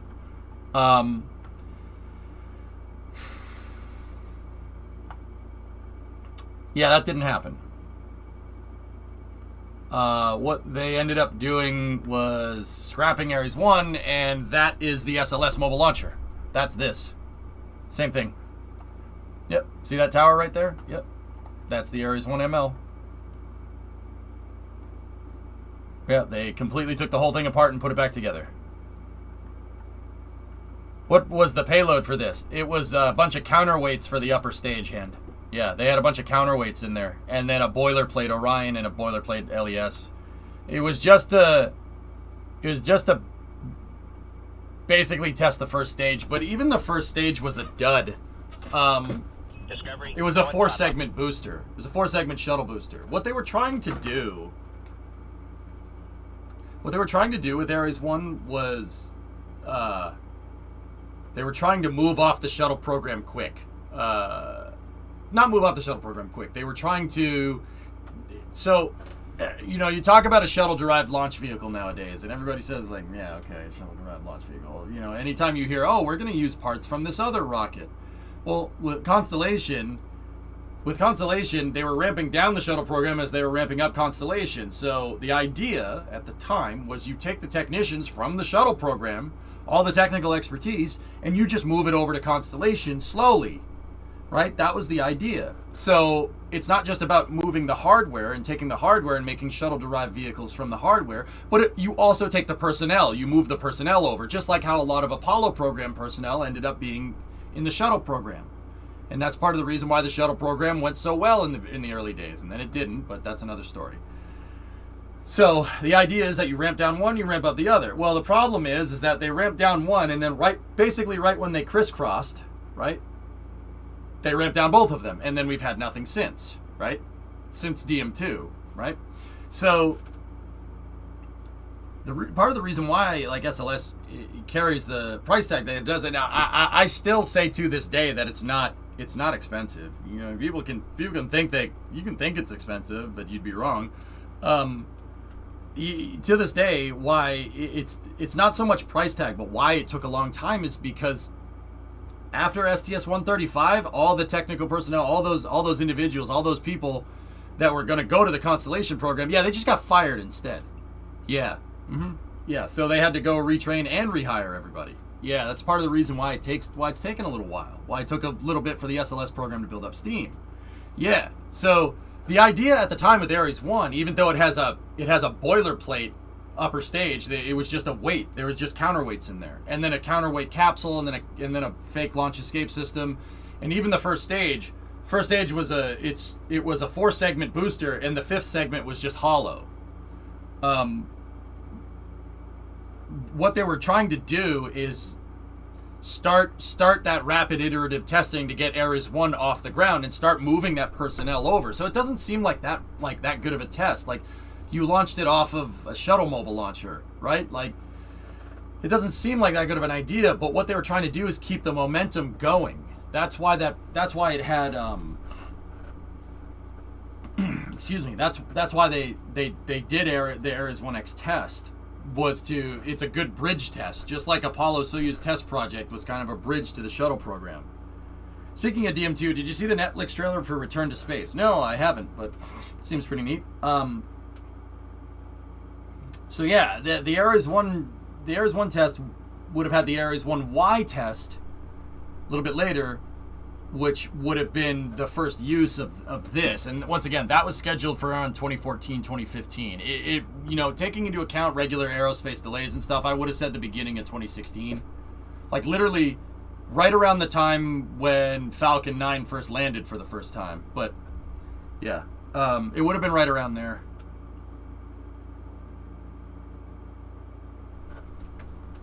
Now there is something that I don't understand. Why just the testing of Orion on Delta IV Heavy? Ares 1 was supposed to put Orion into low Earth orbit, but canceled. So why no crew capability during the last 10 years when you could just put it on Delta IV Heavy? Delta IV Heavy is not human rated. It wasn't designed for people. The G loads are too high. And there's a number of components that you'd need to redesign, like RS-68, stuff like that. But Supercraft, it's very interesting, right? Think about this for a second. When did EFT-1 launch? EFT-1 launched in 2014. Constellation got canceled in 2011. They didn't cook up an Orion capsule in those 3 years. No, the Orion capsule that ended up flying The Orion capsule that ended up flying on that mission on EFT-1 was the Ares 1Y Orion. I could be pulling that one out of my tail, but it pretty much is. And it's funny because the time frame fits. The time frame fits. You know, the capsule would have been ready, right? And they would have put it together on the stack with Ares 1, and then they would have done a rollout like this. And it, like I said, taking into account regular aerospace delays that happen with every project, it probably late 2015, which, you know, that jives pretty well. That seems right to me. Hey, Captain Crash, 54. That's 154-month sub. Nice. Yeah. You can't launch Orion on Atlas, which is human rated, because an Atlas, even the heaviest version of Atlas, can't put Orion into space. I mean, I suppose anything is possible, but yeah. I personally think that the rapid iterative Orion testing was good. You guys got to remember, NASA didn't always do this kind of waterfall testing. When Constellation came around, they were going to move to rapid prototyping. Or, not rapid prototyping, but faster than what they've gone over the past, 10 years. Constellation began in 2004. The first test flight, Ares 1X, was 2009. That's from nothing to having some semblance of a launch vehicle, out on the pad, ready to go. And because it's using X shuttle hardware, you can just keep the launch cadence going. And that was the plan. It was a good idea, But hey, it is what it is. It's fine. Don't get me wrong. It's annoying. It's very annoying, but it's okay. Yeah, Falcon Heavy could move Orion, sure. I'd be wondering about the loads on the second stage, though, Prey. I don't know if the second stage can take that kind of load. But then again, Falcon Heavy is rated for... Heavy is rated for 60 tons, so yeah, it should be fine. And I hope that rapid iteration of Orion will not end up in another Starliner. Well, Supercraft, what they were supposed to... So, okay. Look, fellas, I don't just get annoyed because Constellation got canceled from my health, okay? I don't just do that because, he's just being a fanboy. No, Constellation was a very, very well thought out and kind of well implemented mission architecture. The architecture was cherry, dude. Very, very good. And don't get me wrong, it's not the best architecture. I think the best architecture would be the Saturn V. But, once again, in order to get Constellation on the books and pitch it to Congress correctly, they built shuttle-derived launch vehicles. That was the idea. So, you keep the gravy train rolling. There's nothing wrong with that, as long as you launch things, right? After they decided, when they decided they didn't want to launch things anymore, Congress said, screw you, we're keeping the gravy train rolling. And NASA's like, we don't make the decisions, we can't do anything about this. See what I'm talking about? But the idea was to rapidly prototype Orion. From 2015 to 2020, you would have Orion and commercial crew. That's a huge one. Orion and commercial crew working in conjunction with each other. So NASA would launch Orion to the space station on an Ares 1, and then commercial crew program would ramp up, and then by, 2020... By 2020, commercial crew would take the reins to the ISS. And Orion could start working on deep space architecture in the early 2020s.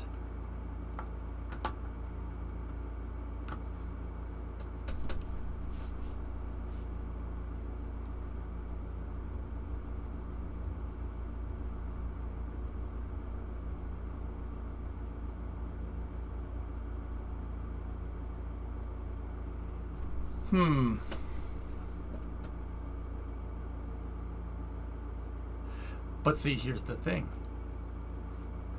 Everybody's like, man, it's too expensive, man, it's too expensive, man, it's too expensive. It's funny because Constellation was going to keep the cost down on Ares 5. Why? Why would you keep the cost down on Ares 5? How could you do that? Well, it's very simple.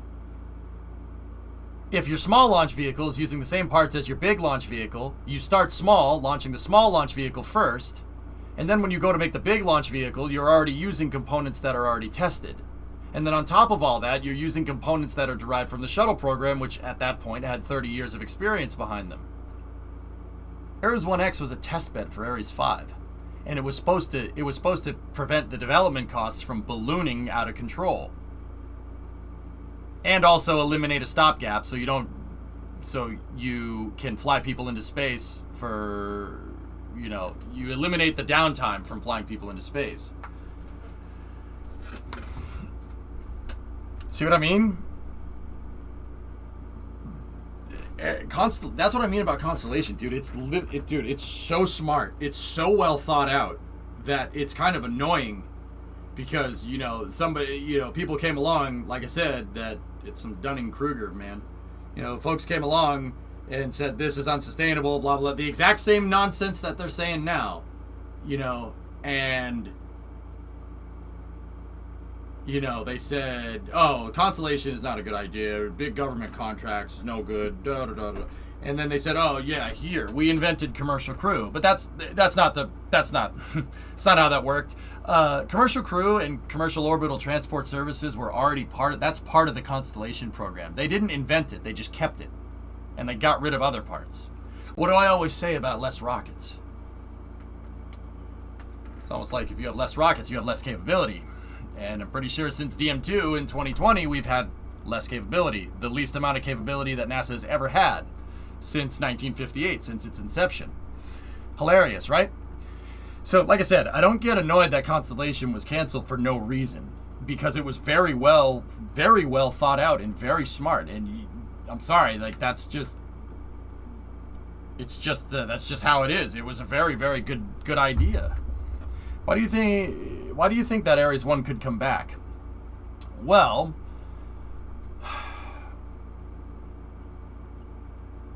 the idea is that they want to use SLS eventually to build transfer vehicles in low Earth orbit, Swishio. And if you're gonna build Mars transfer vehicles in low Earth orbit, you don't need this just to get people into space, right? That doesn't make any sense.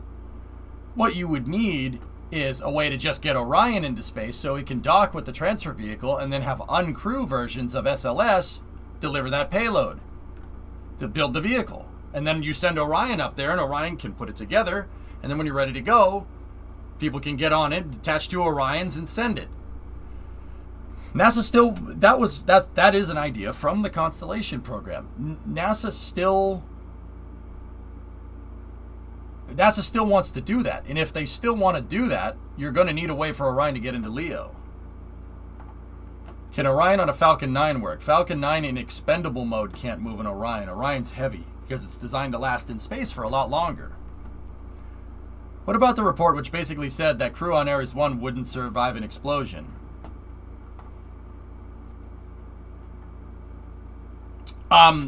So Corey, that's a good question. That Air Force report about how launching the rocket could have the parachutes go through the SRB plume in windy conditions, right? So it was a very low probability of happening, but in certain conditions, if Ares 1 had an in-flight abort, the Orion capsule with its parachutes could fly through the SRB plume and that would destroy the parachutes. Yeah, sure, of course, when it's windy. So the rocket would have wind constraints. Literally like every other rocket.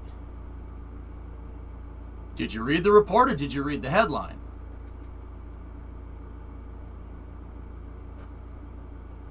Go read it. Go read that Air Force report. They say the same thing at the end of the report, but that somebody posted it on Reddit or something, and then that's just became like the internet meta of knowledge. Ares 1 was fine. Now, they did have problems with SRB vibrations. Absolutely. They were having, one SRB was vibrating more than having two, believe it or not, because there's a crossbar on these shuttle vehicles, and the crossbar acts as a harmonic damper for the SRBs. Because they're the front SRBs are basically connected on a huge crossbar that goes through the inner tank right here. The vibrations were kind of being dampened out by that bar. So, believe it or not, Ares 1 with one SRB was more of the vibrations were worse than like SLS with two.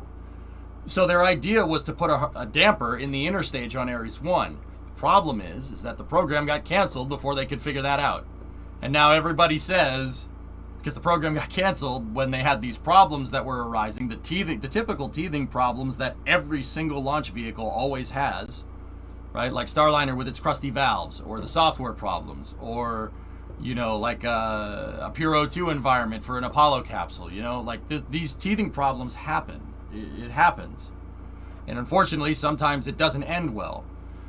So Ares 1 was going to have typical teething problems just like every other launch vehicle.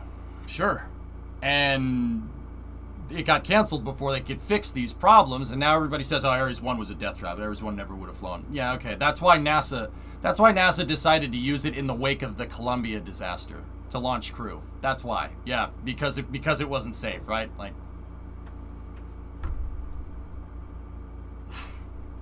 okay.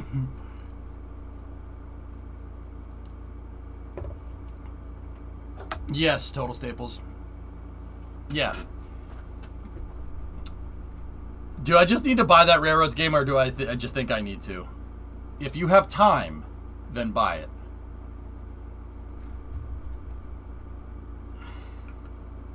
I have a question. Why is SLS going to roll back to the VAB after the wet dress rehearsal? They got to confirm that SLS is in the configuration that it was in when it left the VAB.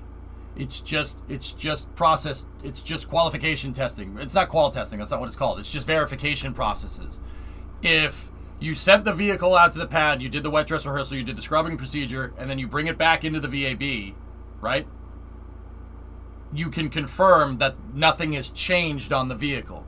And if nothing has changed on the vehicle, it's in the exact same configuration that it was when it left the VAB. That's how you know the wet dress rehearsal didn't change anything. Why is it SLS taking so long? I just said, Ryan, because we decided to take the... Okay, so think about it like this. Going from the shuttle to SLS. Think about it like stepping stones, okay? So there's different stepping stones that, you know, like your stepping stones across a lake, right? There's different stones that you need to do to get from shuttle to SLS, right? Or in this case, Constellation program. What would have become SLS is over here. So you have a clear path of stepping stones, and then somebody says, no, stepping stones are too expensive. You can just swim across instead. Well, that's going to take a little bit longer, isn't it? They took away some of the steps. So instead of just walking across this lake or this river, now we got to go find a bathing suit, right? Instead of just walking across, we skipped a couple of steps, so you should probably go hit the gym to make sure you can jump that huge gap. That's basically what happened. I know the guy who does the vibration stuff for the Air Force. I'll ask about the damper. Sure. Do it, Staples. Yeah. So, yeah. I mean, once again, it's been a weird road to get to this. But don't remember, when people say, oh, SLS is taking too long, or oh, it's too expensive. Well, there's a reason for it. You know what the reason was? A bunch of people started whining about how Constellation was too expensive. It's taken too long. It's the same cycle, just repeating. It's the same thing, just over and over and over again. These are the same people that said, oh, Apollo is too expensive. It needs to be reusable.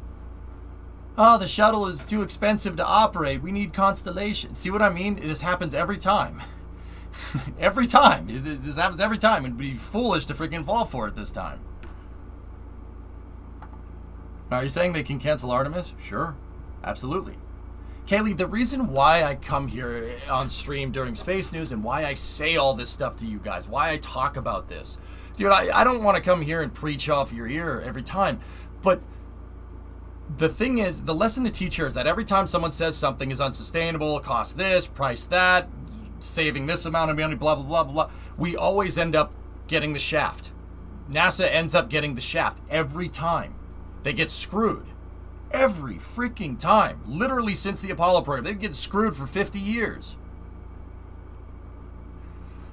What I'm trying to do is curb that because I know where that behavior leads because I'm a student of history. I read tons of stuff about NASA. I could write a thesis statement on this stuff.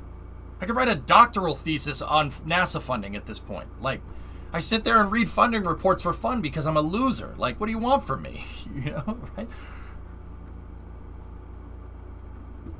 the reason why I tell you guys about this stuff, you know, people, oh, SpaceX should do it. Yeah, that's all fine and dandy, and they probably will end up doing it in the end. But you don't want to cancel stuff before it flies, because the only person that gets screwed is NASA.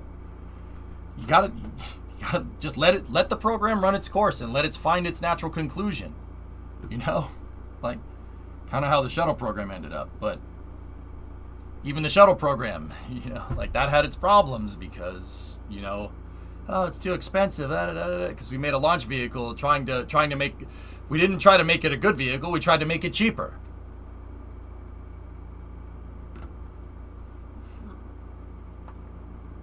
So, the reason why I come here, the reason why I talk you guys' ears off, and I know the regular viewers of the stream are like, oh, he's ranting about Constellation, and somebody probably made a stupid wisecrack about it in chat already. And you know what? Frick you. Frick you. You know why I do this. Stop being a jerk. Because it's important. This is important. NASA's funding is tied to public perception. If the taxpayers see it as something that's useful, the funding goes up, not down. This is how we get going back to the moon more sustainably. This is important. This is very important stuff. It's super important. So, look, next time you see something like this, get hype about it. Don't be a stick in the mud. Because it could be gone by tomorrow. Everybody said, oh, Constellation won't get canceled. No, Constellation won't get canceled. No, Constellation. And then it was gone. And then the shuttle was gone too. And then the entire hopes of the U.S. space program was on some company that at that point had launched 4 rockets and 3 of them failed. You don't know how close we got to just not having NASA anymore. Or at least manned spaceflight. It's very important.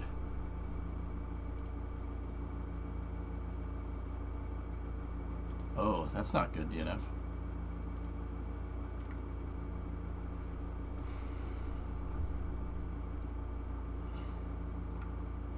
Should we have made the OG shuttle? Should we have made the OG shuttle and the one we ended up with later? Murdoch, I honestly think that we should have just kept going with the Apollo program. You know why?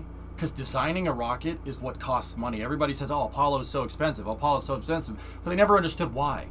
You know why it's so expensive? Because we had to build all the architecture. You had to build all the buildings, the factories, the launch pads, the assembly buildings, an entirely new space center. They built Kennedy Space Center for the Apollo program. I don't know about you, building out a 100-acre space center is a little expensive, right? Operating the rockets is not anywhere near the cost of building the stuff to launch them and building the factory to make them too. Honestly, NASA's budget could have just kept going the way it was going. And if had they not chosen to develop, oh, we've got to develop the space shuttle, it has to be reusable, blah, blah, because of cost, blah, blah, blah, blah. We could have just kept the Apollo program going for the same price. Trust me, I've read way too much about funding and how this all works. I keep NASA's freaking systems engineering folder under my desk, which says the exact same thing. Operational costs do not...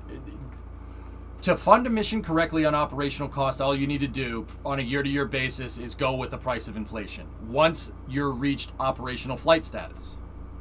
And then it's just increasing it with inflation over the course of the program until you get into program disposal, in which case that means being replaced by another launch vehicle.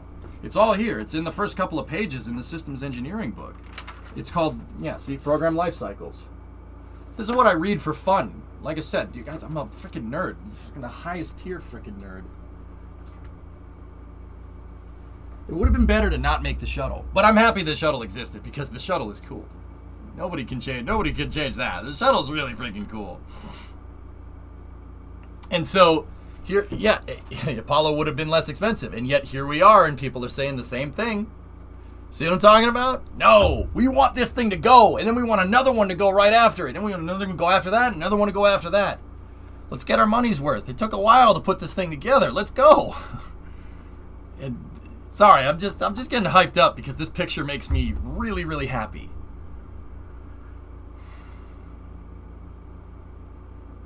It makes me really happy. Yeah, Hellfish, yeah. Just couple a bunch of Skylab modules together. You would have been fine. It would have been great. We got this. We got this. Look at that thing. If you don't get excited from that, man, you ain't a space fan. I'm sorry. You know, you could say I'm gatekeeping it, but hell no. That thing is amazing. It's so cool. I know, Death. I'm with you. I'm with you. Let's go. Let's put that can-do attitude to the test, baby. Let's do it. That's the kind of attitude you need to get to the moon. Yeah, Dama, the wait was so worth it.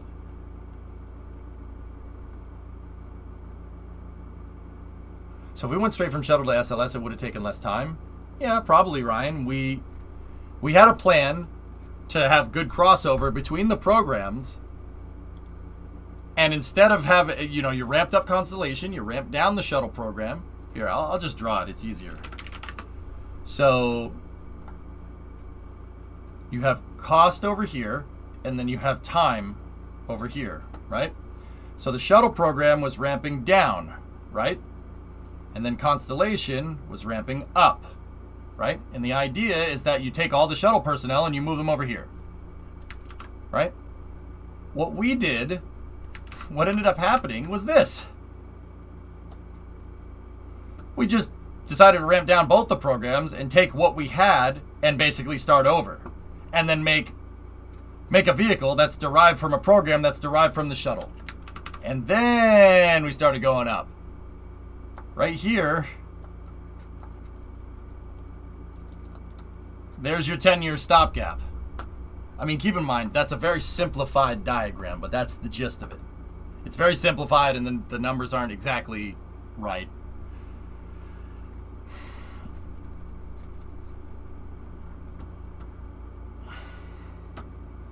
Just save the graph? No.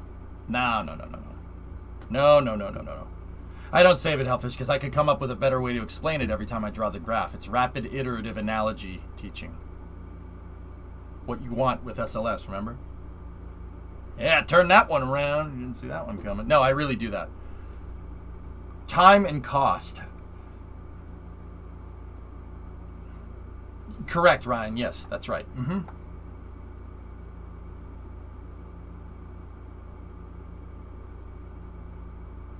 Last, what's up, Hypersonic? Did everything go well with the wet dress rehearsal? The wet dress rehearsal hasn't happened yet. Rollout was fine, dude. Rollout was good. Look at that. That's a hell of a picture right there, if I do say so myself.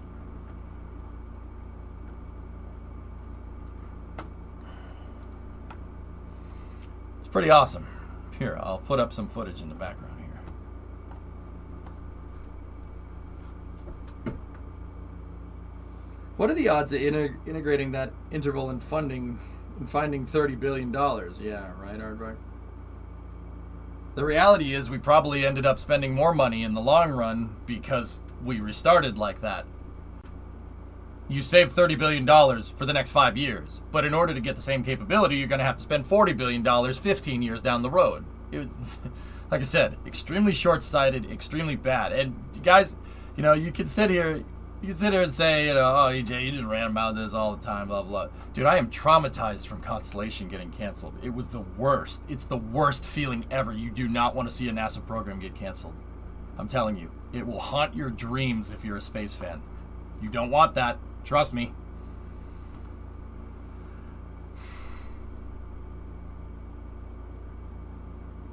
You do not want that. It is the worst feeling ever.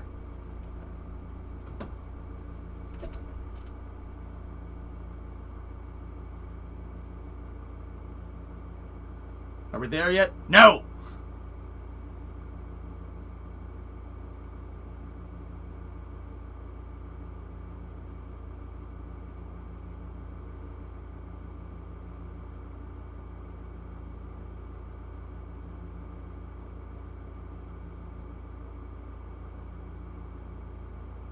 And now? Well, now we're getting back to it, Zertan. So now we're on the right track. We're back on the right, or crawler way. You could say crawler way. This is a good start. Let's do it. Got to go back to the moon, man. We have to. It's imperative. We have to get out into space. Is this a replay of yesterday? Yep. This is the rollout from yesterday, man.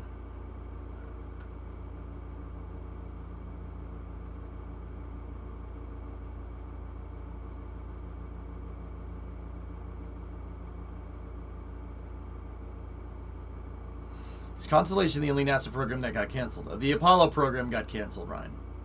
Yeah. Constellation got canceled. X-33 got canceled. SDI got canceled. What else got canceled? Half of the shuttle program ended up getting canceled before they retired it. Yeah. The only programs that, to my knowledge, that have really completed themselves are Mercury and Gemini.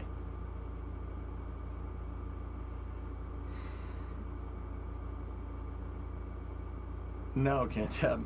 You see they're tank testing Starship right now? Yeah, we could go check that out. No, Supercraft.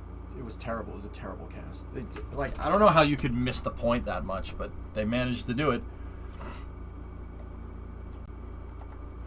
Yeah, goalie. Seems like they don't know how to finish stuff. Well, it's because you need to let them finish, dude. And trust me, I know this behavior. You know why? Because I suck at finishing things. I know this behavior, and I know where it leads. I know this behavior. I know where this road goes. Do not go down this road. Trust me, man.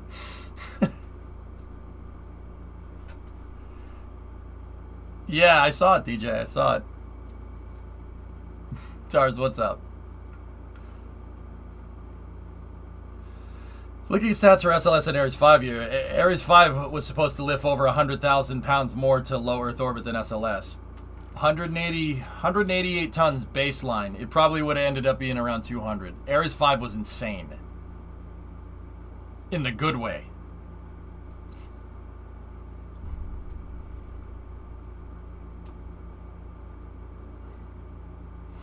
Yeah, goalie. Well, that's why I'm happy that that didn't really happen this time around. It's one of the few things I'm happy about.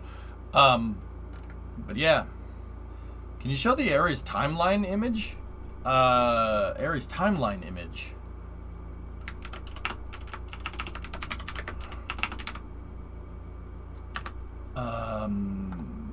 There is a wiki page for the list of constellation missions if you want. But here, this will get it. This will get the thing across. So you started with the shuttle. There's the Saturn V, right? Then you had Ares 1. Ares 1 was basically taking the crew capability, the crew and cargo capability from the shuttle and combining them. You could launch Ares. I don't know if they ever had Ares 1 with a cargo variant. They probably did.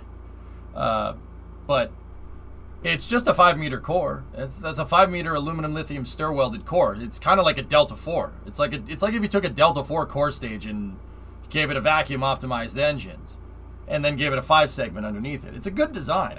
Dude, I don't care what anybody says. That's a hell of a launch vehicle, and you can't tell me that it was gonna be so expensive. There's no way. There's no way. Your first stage is solid. What are you talking about? Like, if you employed this en masse, you could get the price lower than Falcon 9 by definition because it's not as complicated.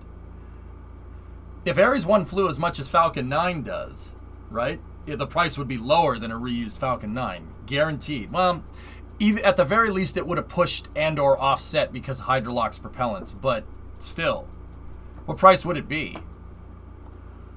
I mean, Kem, you're using an all-solid first stage. There's no like.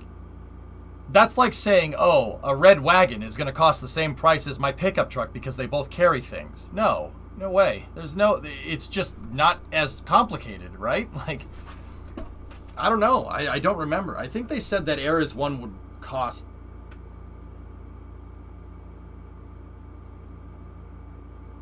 I think it was 400 mil a pop at the beginning of the program.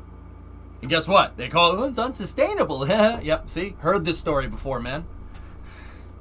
So 50 million around that? I don't see why you couldn't get it that low. Sure, why not? All you got... Yeah, I mean, and remember, you get your first stage back. And your capsule.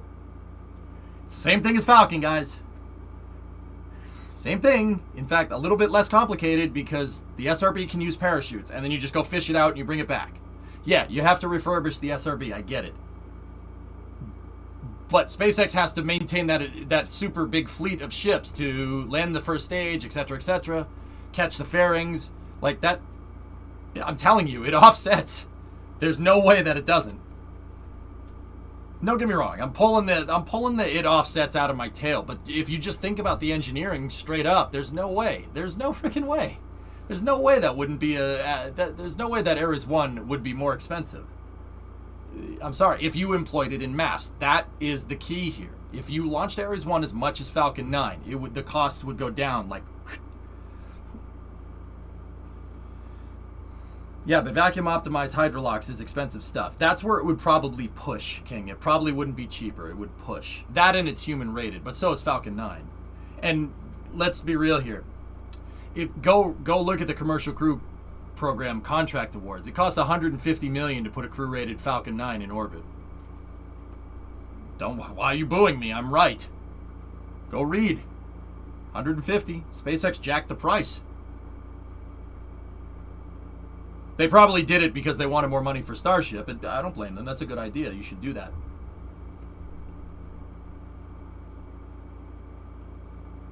Yeah, whatever, DJ. I don't listen to him.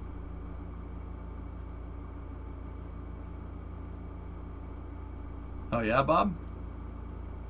And see, here's the thing. You wanted the Ares timeline, so you have a 5-segment booster here, and then you have a Hydrolox J2, J2X right here. Look at Ares 5 behind my head. That's just 2 of these. And then the upper stage is just a bigger version of this. That's it. How much could SLS-1B get to low Earth orbit? SLS Block 1B is on par with Saturn V. Yeah, it's about the same. Let's see. So, actually, it might be even a little bit more. So, SLS Block 1, the one that's on the pad right now, can move 100 tons into space in that configuration.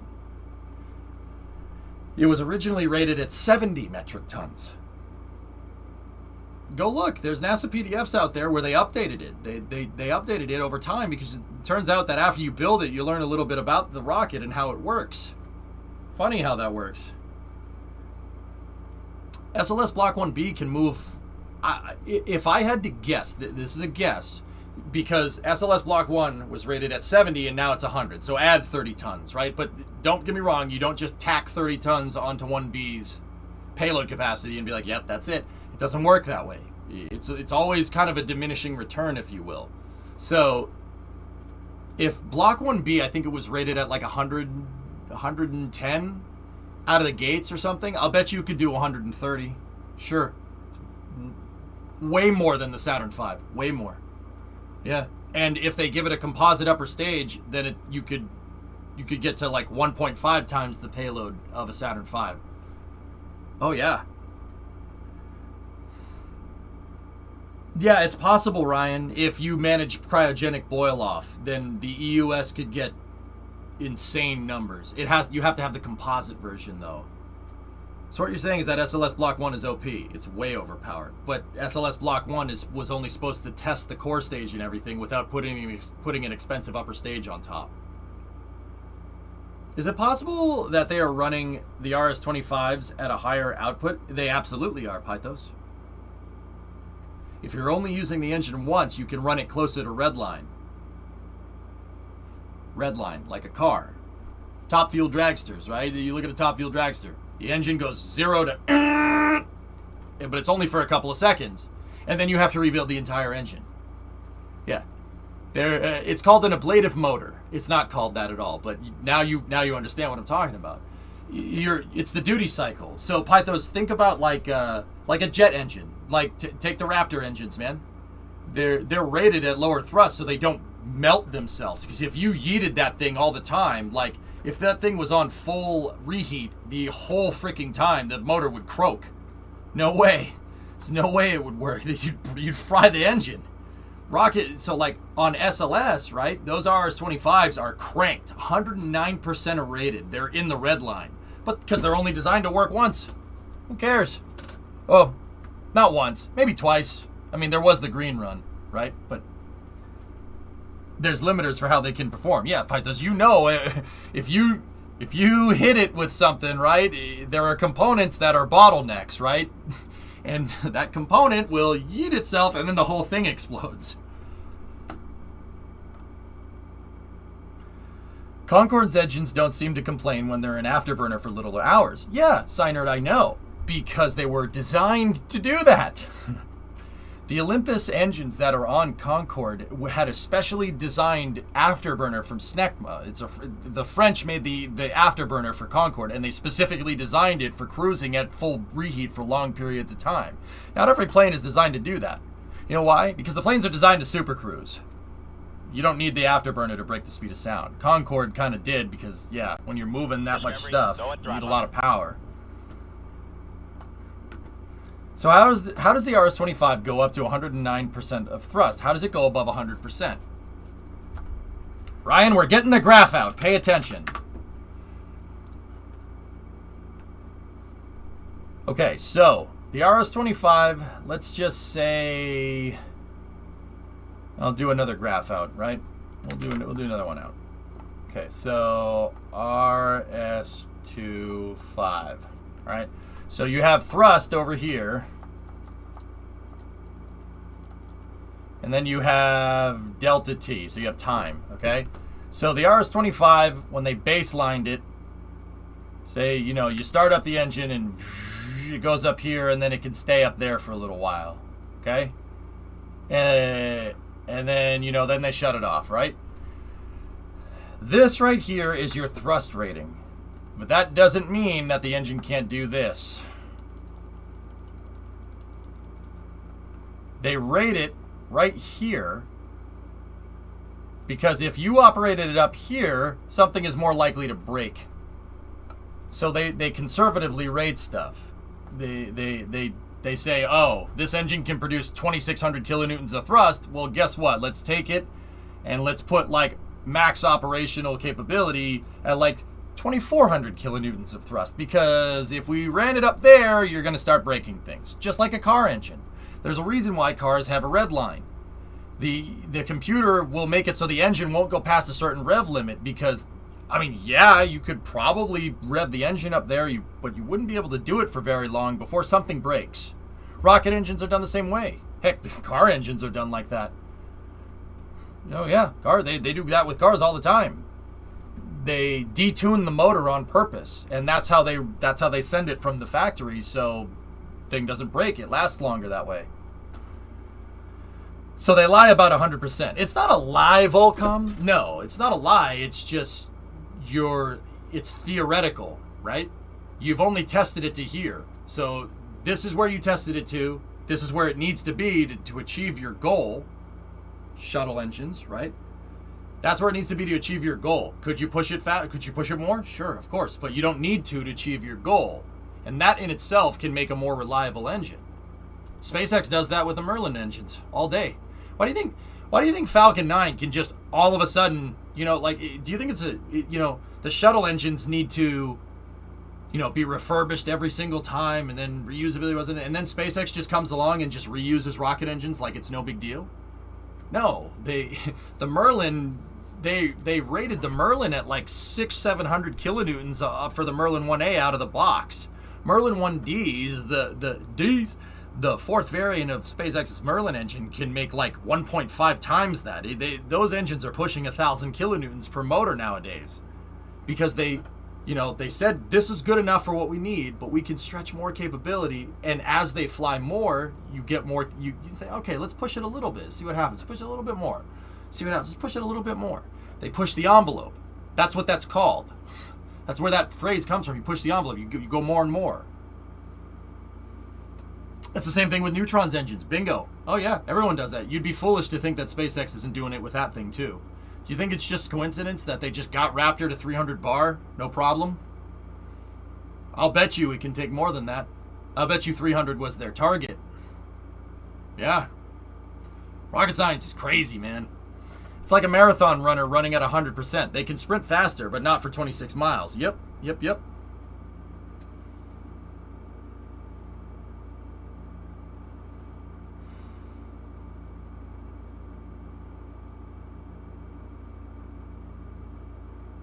I thought pushing the envelope came from Postman.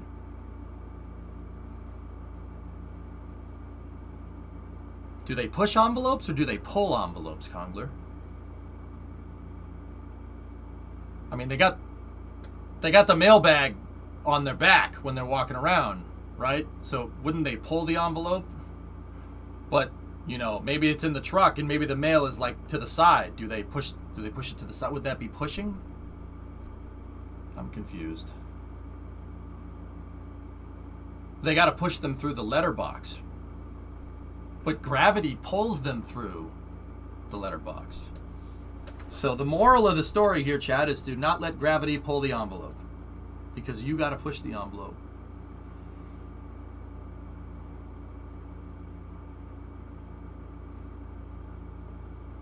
More rockets, please. Anyway, let's see what else is going on.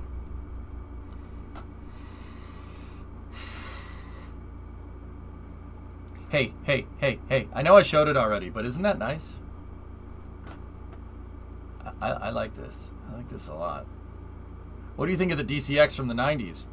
I'm more of an X33 fan, but the DCX is cool. Murdoch, funny story. You know, everybody gets annoyed that the DCX doesn't exist. It got canceled. It's so cool. It would have been an awesome idea.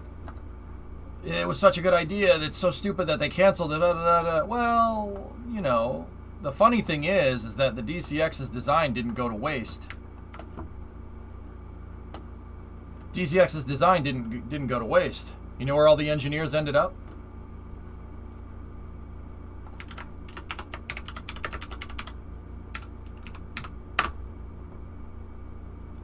Uh-oh.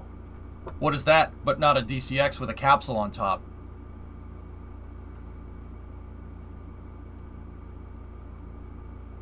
Seriously.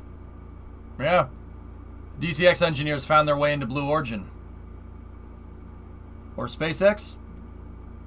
I don't know. Maybe some of them went there. I don't know. DICS. Yep. Yeah. You got away on that rocket. That looks like someone's pecker. Oh, wait. That's not a woodpecker. It looks like some privates! We report of an unidentified flying object. There's a long, smooth shaft, complete with 2 balls. Hey, what's that? It looks just like a big wheelie. What's that? It looks like a giant... Johnson. Yes, sir. Get on the horn of British intelligence and let them know about this. Yes, sir.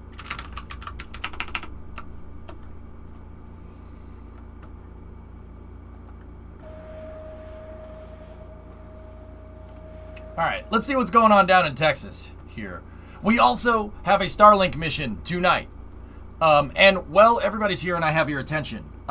Tomorrow, there's going to be no early hours. I have some stuff that I have to do with house things. Trust me on this one. Got a line on a house, you got to strike quick. So I'm not going to be here. The stream's going to start at 4, and we're going to play Minecraft. Yeah. We'll play Minecraft pretty much until GTA Racing.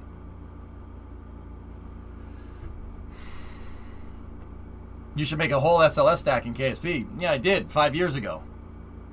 I'll show it to you because we're playing KSP on the other side of Space News. So we got a Starlink mission tonight, which should be good, and also we're gonna launch rockets in Minecraft. Maybe. Drool over this render. What's that?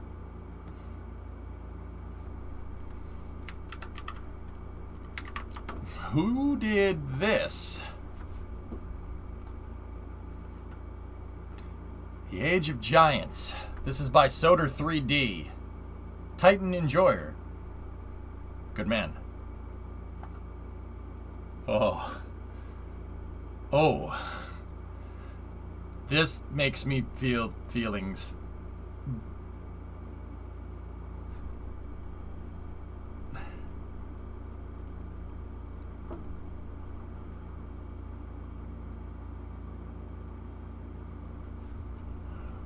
Yeah. I like what's going on here.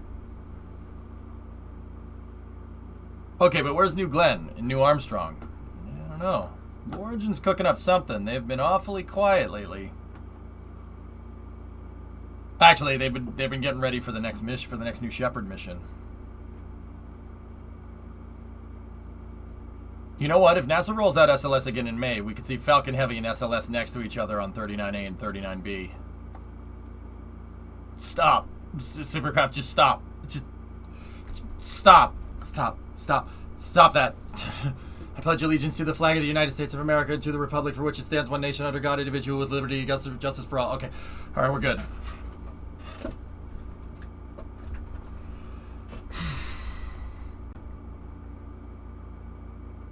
What?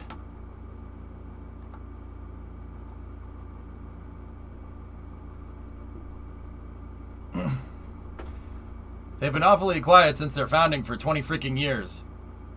Except for the... New Glenn's coming. Far. I don't really like to sources say, you guys, but New Glenn's coming. It's just gonna take a second, but it's getting there. Yeah. Yeah, it's coming. What? They get mad at you if you say anything else. It's coming. Oh, yeah.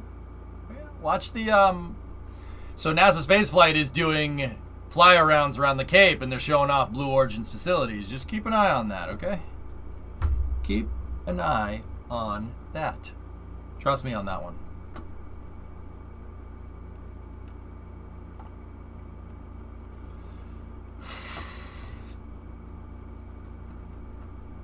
All right, so,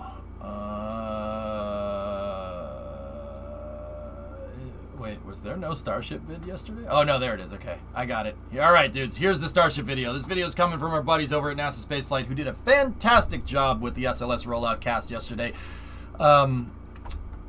Get over there and subscribe to this, dude. You get content like this on the daily, dude. Literally for free. Unbelievable. X59 update? Huh, don't mind if I do.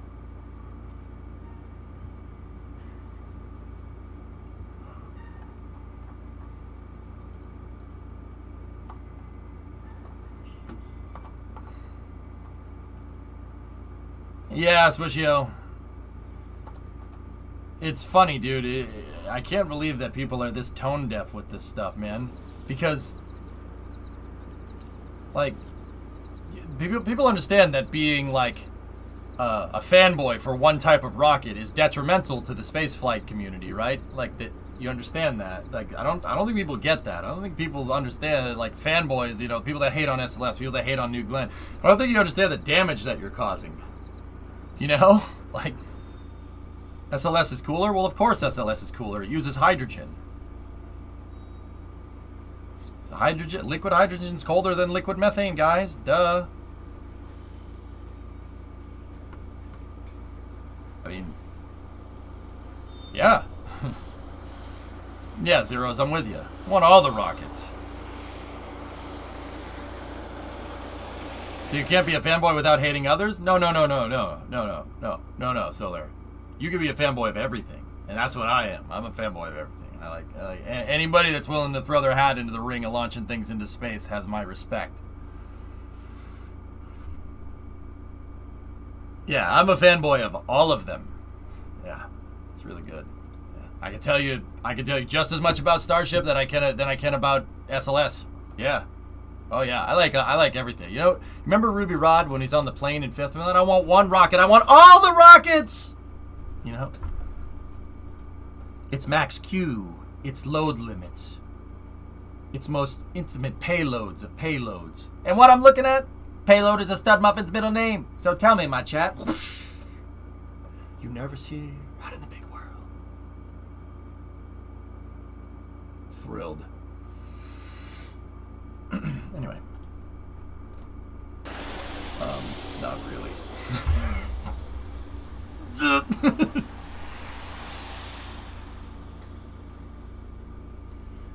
Mercy, never a straight answer. Did you ever stop and think for a second that you might not be smart enough for the truth?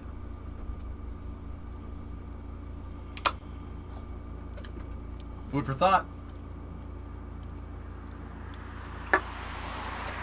It's flat, smiley face. Yeah, thanks for proving my point. Anyway, moving on.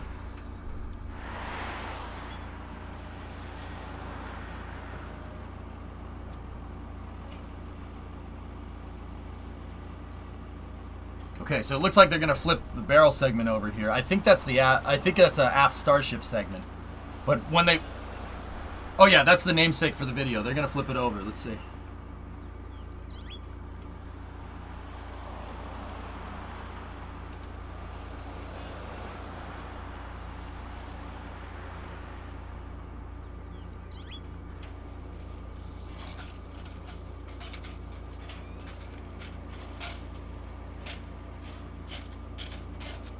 That's nice. Look at that thing.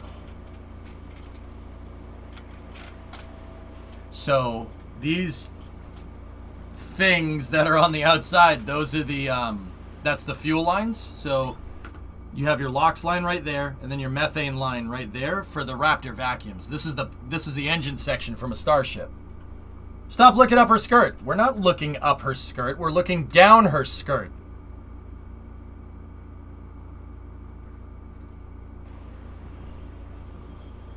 Wait.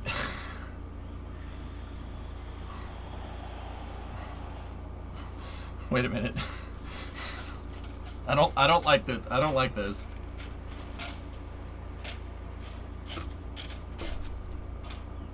Yep. There, right there. That's your main methane. Or no, that's the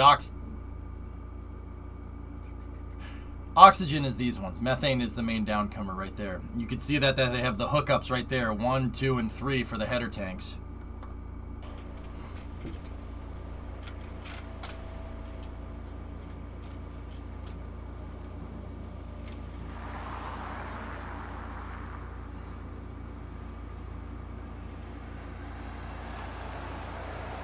Disgusting, yeah, right?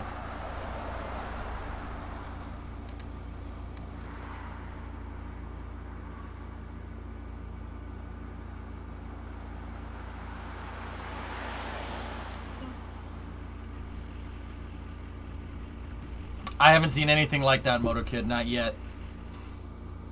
But I have seen this. Is that Toad's head, or is it a new bulkhead? I'll let you decide.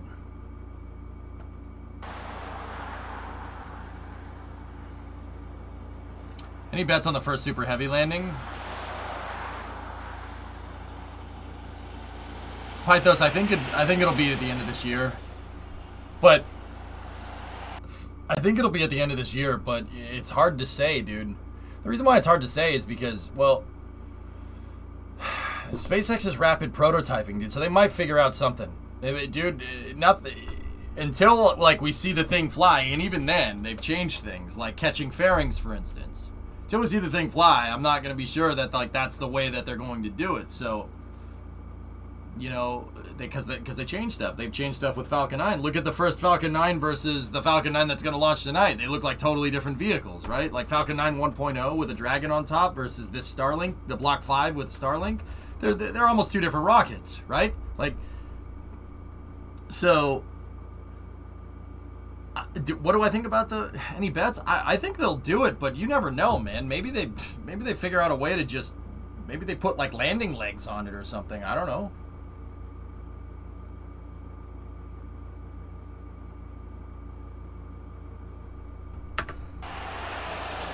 No more nipple-shaped domes? Yep.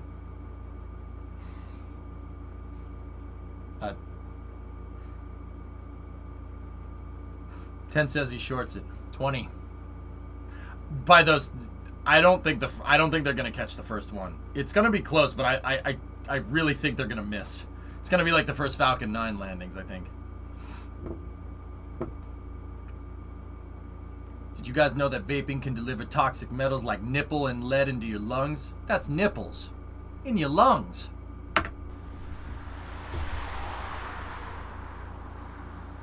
Nobody wants that.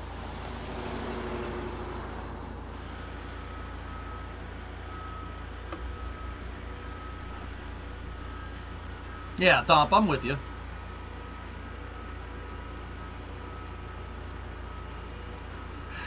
What, Spress?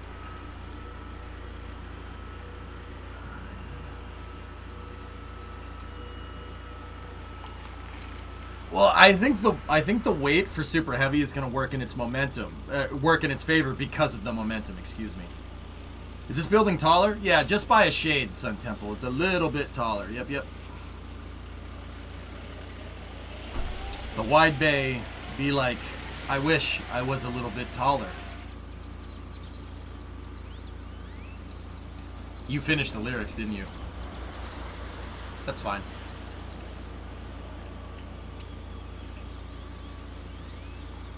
Good job, Chad.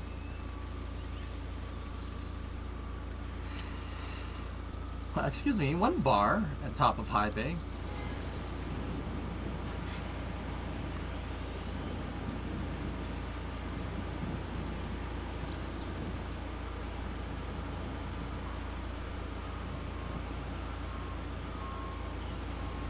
Entropy, thank you.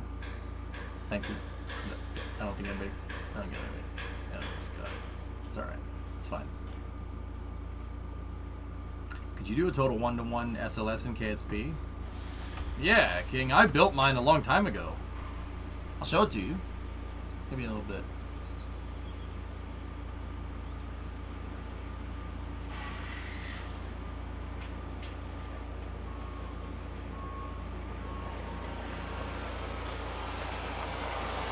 That is a big building. You know what the messed up part is? That thing is half the height of the VAB. The VAB is twice the size of that. Yeah, I know. Nice Charger. I like that Suburban over there, though. Stop calling her wide. She has problems with her metabolism. No, hold on. No. You don't speak for her, all right? She's fine the way she is. What's wrong with you?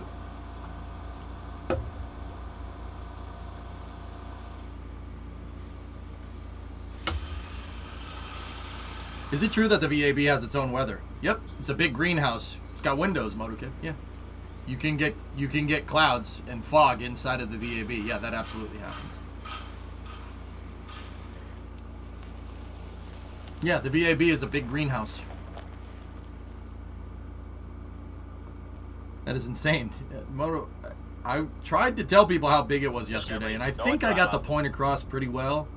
But you won't understand the scale of this until you go and see it. You gotta, like, and not, I don't know about you or anybody else. Guys, go down to KSC and take a tour. You'll see the VAB and you'll just be like, what the frick is that? It is a scale that just is really, really hard to convey.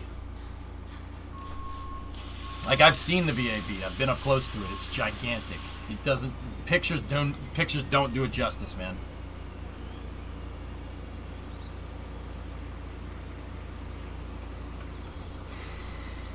That's the plan this year? Awesome. Far.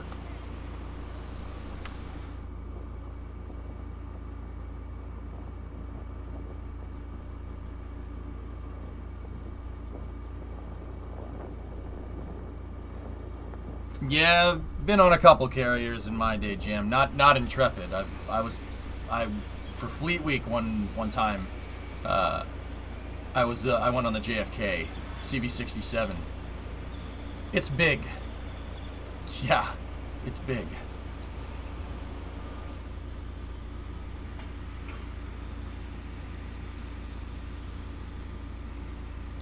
There isn't anything that big in... Yeah, exactly, Driados. Yeah, that's why... Dude, heck, even this, it's really hard. I have to... Dude, my brain has trouble understanding how big Starship is.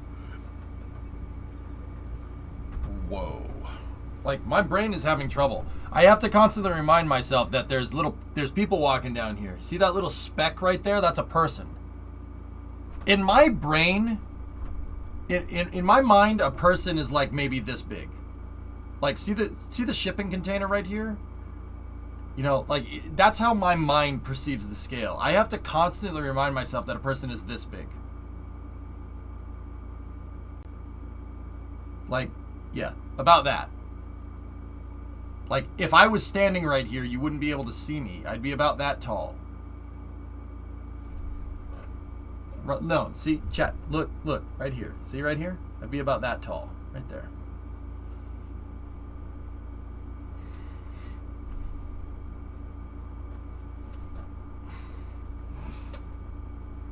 Did you see the new suits from the Russian cosmonauts? Mars, I haven't covered any of it. I missed the launch because I was talking with my real estate broker. I was talking with my real estate guy. His name's Bob. He's cool. Hey, Bob. Bob, good thing with your layouts. I hope your firings go really well.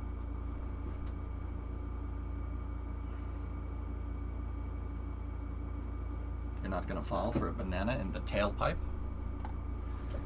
You gotta say it with more soul. You gotta say, listen, man, I ain't falling for no banana in my tailpipe.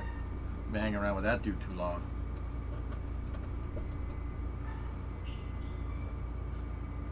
What, Mars?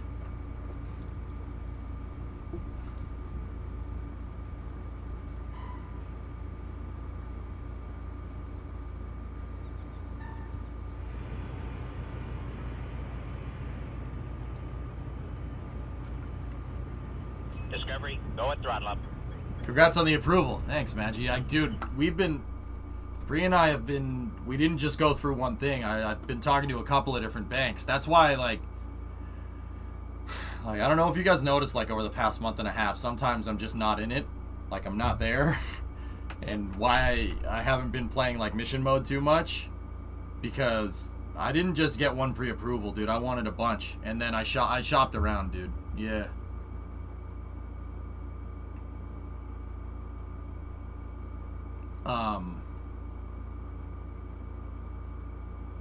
Yeah, so another pre-approval came in yesterday, which is good. So I have my realtor looking around.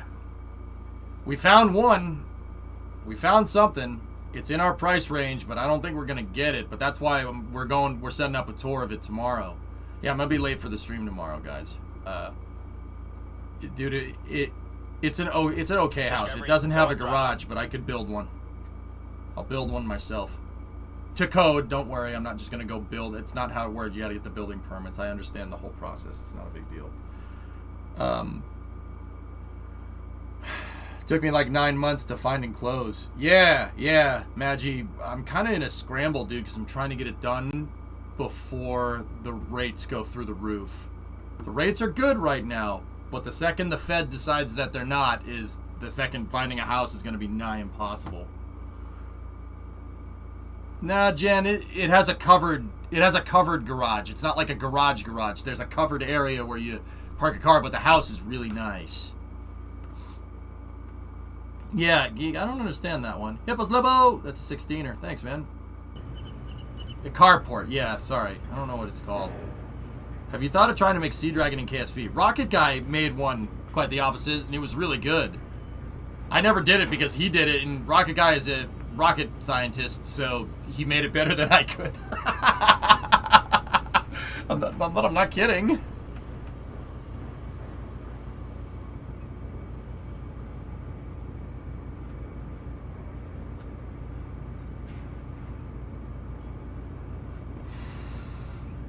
He called it the MOAR. It should be up on Kerbalex. Mother of all rockets is what he called it. Yeah, it's a Sea Dragon. It's really freaking good.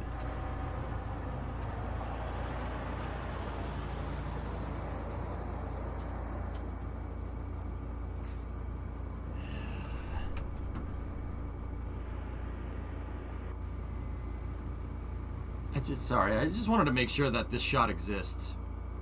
I just wanted to make sure that this and this are... Yep, those are real. Okay. Yeah. That's a thing. See that?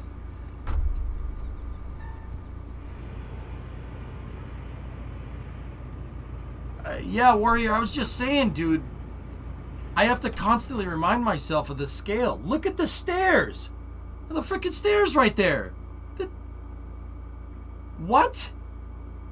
Like I said, my brain's telling me that the trucks are in the foreground are the right scale. Right? So like a person is like this tall. No. You see those little specks walking around there? That's the people. That's just... It's so ridiculous how big this thing is.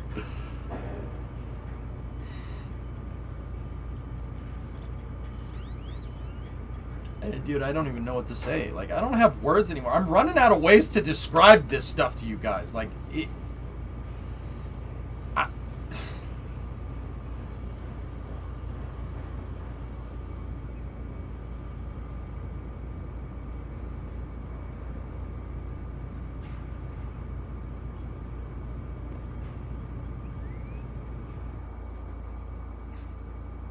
Oh yeah? Well, you're a people, Godem.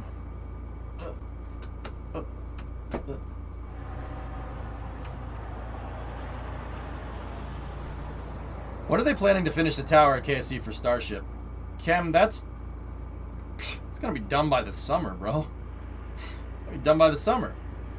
You know why it's going to be done by the summer?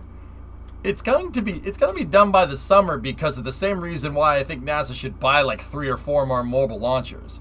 Because it doesn't matter if it's launch pads or toilet paper at Walmart. You buy in bulk, the unit cost goes down. I'm sorry, that's not like some crazy economic like wisdom there, you know? SpaceX already has all the tooling and all the jigs and all the personnel to belt out other pads. In fact, Kem, I think they're gonna have parts for the oil rigs start being made by the end of this year.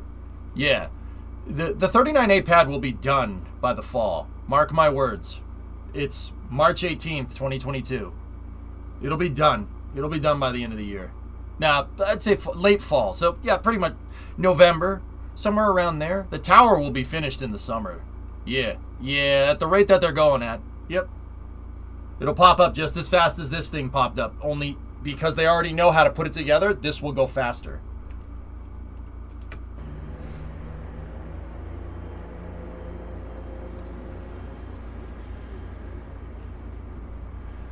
$39A Starship launch in 2022. And that is not out of the realm of possibility, man. Launch ready with the Starship by December. Yeah, goalie, that's what my gut's telling me. Is that the good word? You tell me, dude. I'm going to KSC in September. How far along do you think 39A will be? In September, it'll probably look like this. Probably a little less completed state than this, guys. Look, once SpaceX figures it out, that's it. You guys do... Okay, listen. This happened with Falcon 9. This is how I know. The first Falcon 9 pad they built at Vandenberg, okay? And then it was kind of built in conjunction with the pad at Pad 40 at KSC. The one at Pad 40 was Falcon 9 1.0, and then the one at Vandenberg was designed for Falcon 9 1.1, okay? Actually, I rescind that. They started 40 first, and then they started building Vandenberg like halfway through 40. Vandenberg was pretty much finished by 2013, and 40 was operational in 2010. 40 had been revamped to Falcon 9 1.1 by 2013. And then in 2015, SpaceX got 39A. They got 39A for, they leased Pad 39A for crew missions, right? Crew missions. And 39A, they belted that pad out. It was done by 2017. By the, middle of 2017. And don't get me wrong, that's partially because Pad 40 exploded in 2016. But my point is that they got faster and faster and faster over time, and that's with Falcon 9. Now, and we know what Elon says that they're going to do with Starship. They're going to try to go faster. So go faster. So they're end of the year. End of the year we'll see a Starship on that pad. Mark my words. Yeah. Barring some catastrophic, like a meteor hitting or something. Don't look up, man. No. Knock on wood. I don't like to jinx myself like that. Go faster. Sprock. Yep, that's right. Latest pictures from Roberts. All right, I'll check it out in a second here. So, yeah, Kem, dude, end of the year. End of the year. Elon isn't screwing around, dude. Oh, excuse me, Ilona. Yeah, Ilona is not, she's not screwing around. True story.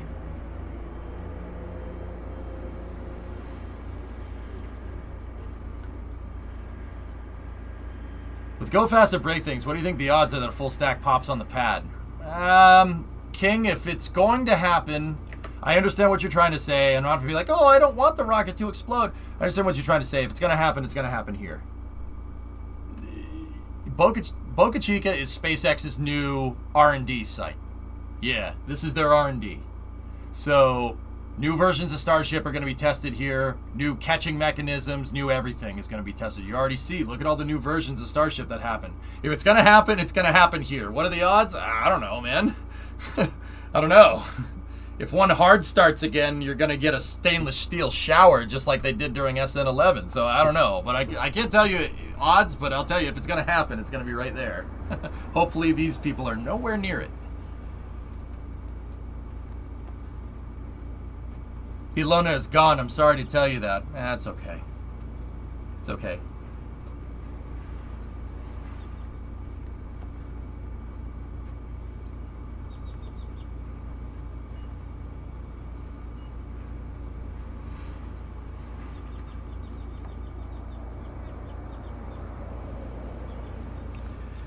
Could happen within a week or two, depending on the FAA. Yeah, 10 days out until the PEA should conclude. King, I have a feeling they're going to take additional time, but that's okay. It's all right. If they take additional time, that's fine, because that means they're getting up their conclusions. You know, I don't think it's right to bark up the FAA's tree. I really don't think that's a good idea, especially right now. They're probably figuring out a programmatic environmental assessment for the baseline for all future Starship launch facilities from now on. That's why this is taking so long. So, say in the future SpaceX decides to, we want to build a Starship launch site in Georgia, at the spaceport in Georgia, or at Wallops. The FAA will already have all the environmental data, so they'll be able to assess the impact very quickly. However, if the FAA says you're good to go and SpaceX launches something and then they say, oh wait, no, never mind, that's when I'd be a little like, what do you mean, never mind? You had like a year to figure this out. You had a year plus. They've been, the FAA has been in on this since 2020. You've had more than a year. What do you mean no all of a sudden? It's something you magically didn't take into account? Now keep in mind that does happen. But I don't mind with them taking longer. It's if they give them the green light and they said, oh wait, there's something that I forgot. No, that's not how this works. The FAA just wants to see SLS fly first, print screen it.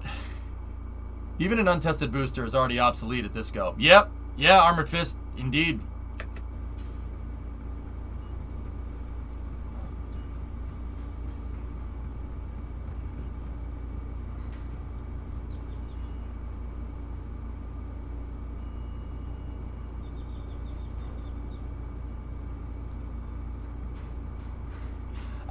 Cam, I don't know, man. I don't think so.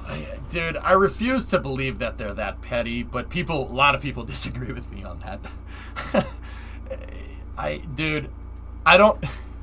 Okay, so here's the thing, man. It's really easy to go down the tinfoil hat route, you know what I'm saying? The Devo hat, you know what I'm saying? Like, because if you sit there and you tell yourself, without being able to prove it, oh, they're just doing it because they want SLS to fly before Starship. If you start going down that tree, then your mind's going to be like, oh, what else are they lying about? Dude, I don't think that's a good idea. You'll go crazy. You will go insane. And don't get me wrong, it's not that we shouldn't be told the truth either. So don't say ignorance is bliss, because that's not what I'm getting at.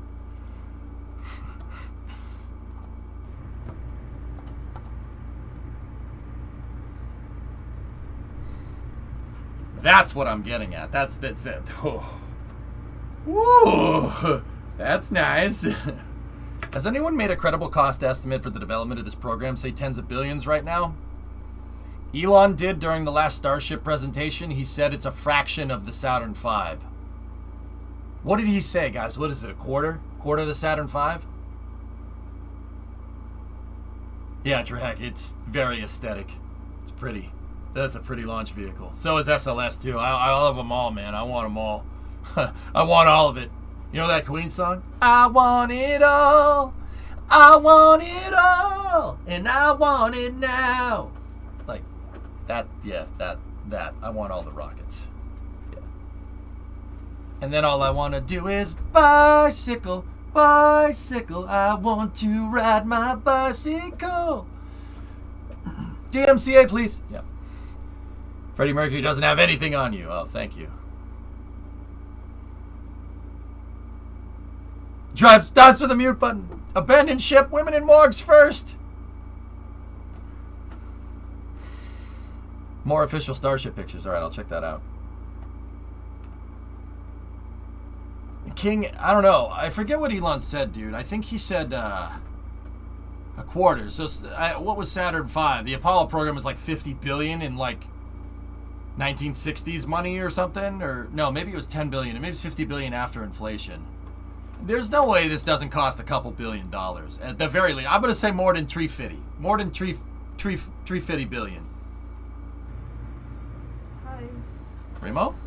I'm considering placing an order of snacks at 7-Eleven. Is there anything you would want? You are placing an order of snacks at 7-Eleven? Excuse me for a second. I got a Slurpee. You got a Slurpee? You're ordering a Slurpee? I'm ordering a Slurpee because this is 2022 and I can do that. I don't judge. I feel like you're judging. No. Yeah, and yet I'm sitting here ordering. What do you mean know. I'm judging? What are you talking about? This could have been avoided if you had bought my cookie. Chat's right, but Yeah, whatever. You guys don't understand. Now I win. All right? I've beaten parenting. No. I didn't see what she said. they're gonna go with us. Sweet. Toaster strudel? Nuggies? I can do that. Let's get some nuggies. From 7-Eleven? Okay, I don't feel like getting sick. Let's not get some nuggies. We should really be sponsored by Uber Eats. Fresh food. Are there nuggies in here? There's potato wedges. I didn't even call them French fries. Call them potato wedges. You're a potato wedge. No, you. Got him. Goat him.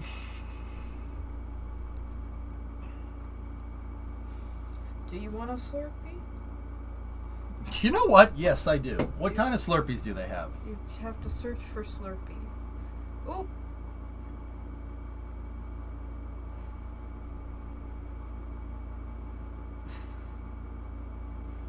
This is gonna give you diabetes.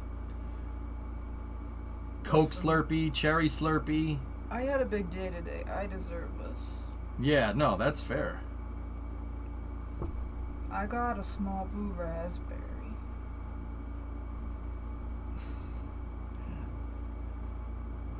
Why is the keyboard going away? Stop it.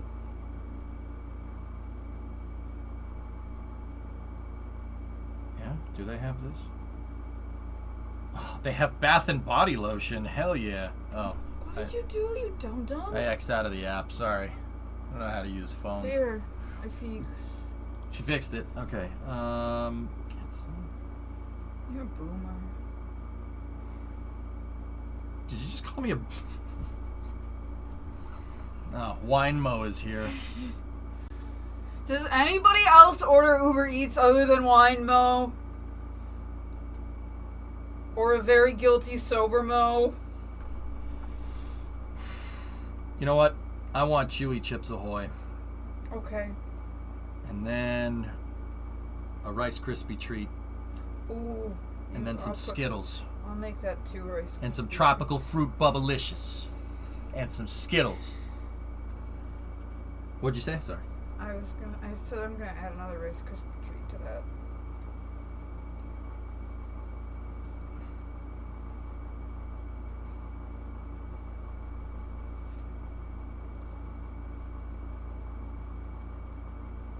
Be responsible, chat. Don't drink and drive. Just get Uber Eats instead.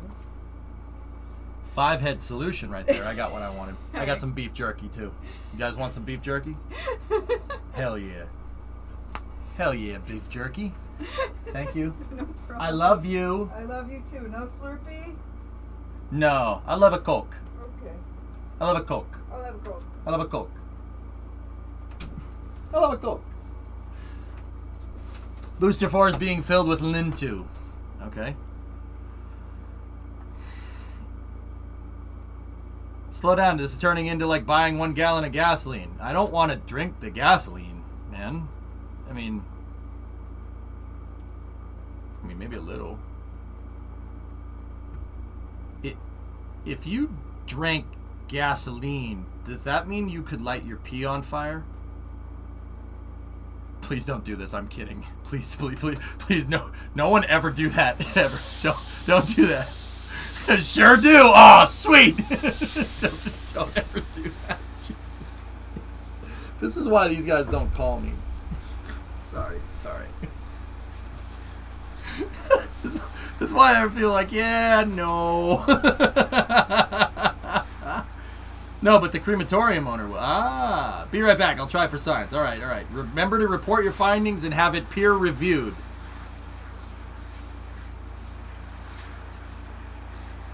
No.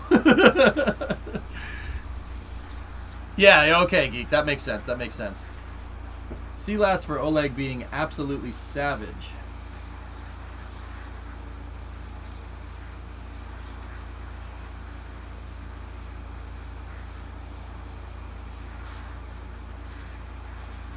What did he say?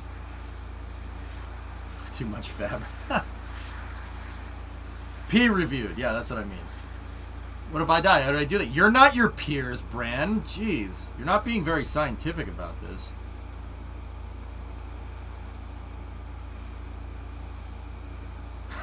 Switch. Oh, Jesus Christ. Discovery, go at throttle. Don't consume petroleum products. Your car likes to drink gasoline. That means that you don't. And if you say, oh, I got an electric car, yeah, you probably still shouldn't pour gasoline into your car then, okay? Like, just saying.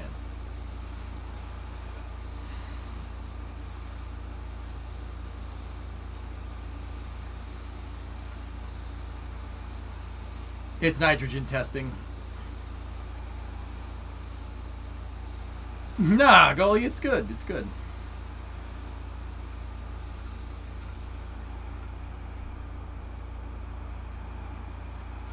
Go boy, 59 months. Thanks, man. All right, so we got a live shot of Starship here.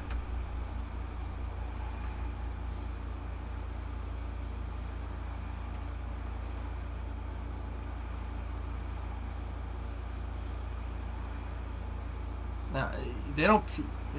Trippy, I don't want to continue this conversation.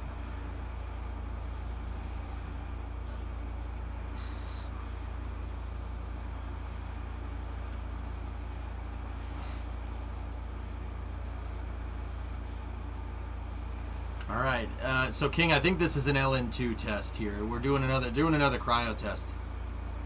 Thomas, lowrider Downey. Lowrider. Can you guys tell that I'm super excited that there's two super heavy launch vehicles on their respective pads right now? Does it show? I think it shows just a little bit. Okay. Should be cryo from what you can find. Okay, cool. Also, did you see last? Ah, I did not. Now I will. Made an edit of some rollout pictures inspired by how the old pictures were archived. Very nice. This is getting out of hand. Now there are two of them. Yeah, it makes me pretty damn happy.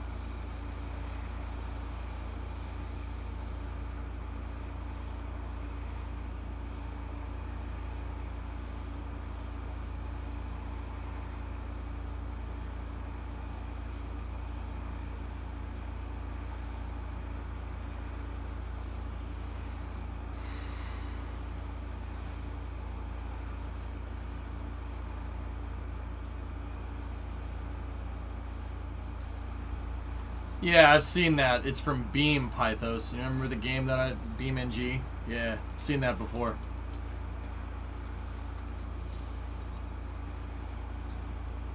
My favorite one was the sun, where it just deleted the center of the car. It's just like, nope.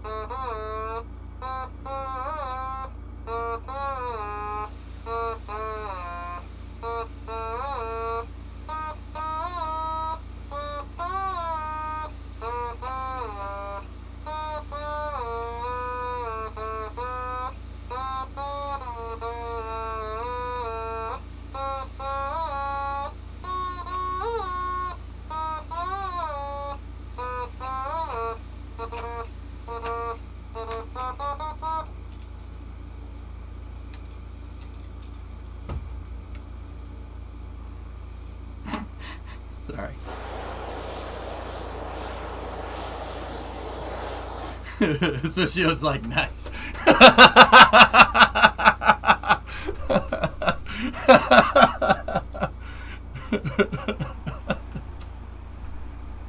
Sorry, I'm jonesing for some Formula One. That was just the physical manifestation of La Macchina Grande.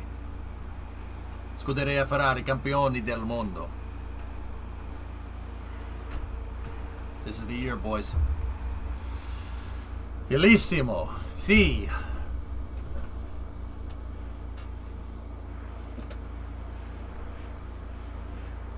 Scuderia front row lockout tomorrow.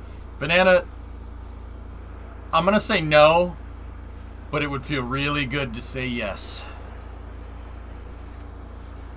That makes sense? 60% of the time, they lock out every time. Who farted? Fantastico. Sensazionale. Sì. Spinale. No! No! Shh!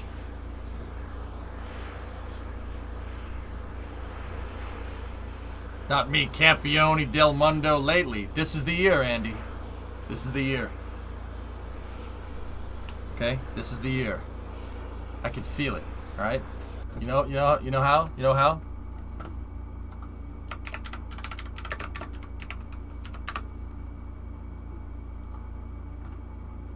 The more that Mattia Binotto's hair looks like a potted plant, the better Ferrari does. Okay?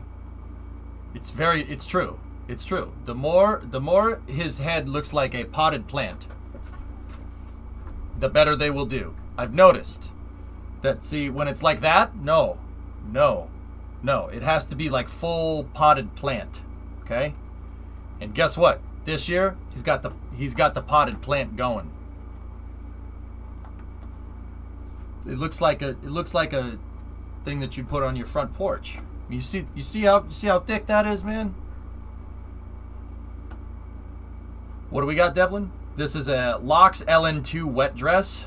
No way. It's liquid oxygen. Quanto sei un comandante italiano e stai passando con la tua crociera di fronte alle coste francesi. Oh, jeez. Switch yo. Shh.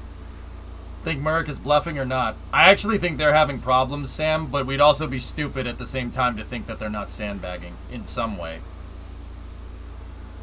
Sorry, Cantab.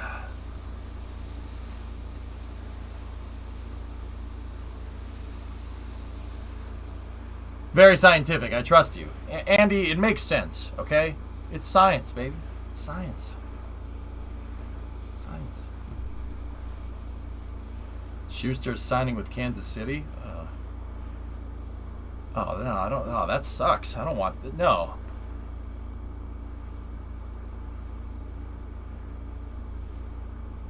I swear, Alleviate. I wouldn't be surprised. Did you see the end of Drive to Survive? Toto's mad. Toto's mad. Yeah, he doesn't seem like the kind of guy that you'd want to compete against when he's pissed off. No, Mikey, no, Mikey, that is so not right. I'm going to get you fired, you piece of scheisse. Oh, no way, Brand, that's cool. They're second fastest in the slow corners. When they fix the floor, it's mission next year. No, not mission win later. Mission win now.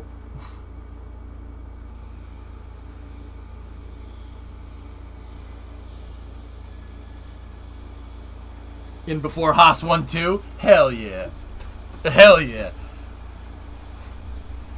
Anytime there's a Schumacher in Formula One, I will root for them. As a Ferrari fan, they could be driving for Mercedes. Don't care. Still did. Still did. What is the ETA on this launch? So, Uncled, we're watching a test right here. This guy, this one is not going to go today. This is a LOX, so liquid oxygen, liquid nitrogen, wet dress rehearsal, meaning that half of the rocket is getting filled with test, so liquid nitrogen as a test, And then half of it is getting filled with liquid oxygen, the real oxidizer. It's not going to do anything, but yeah, they're testing the fueling procedures to make sure that it works. Yeah, no, Bauxy, you're right. Mick's he is a good driver. He's very good.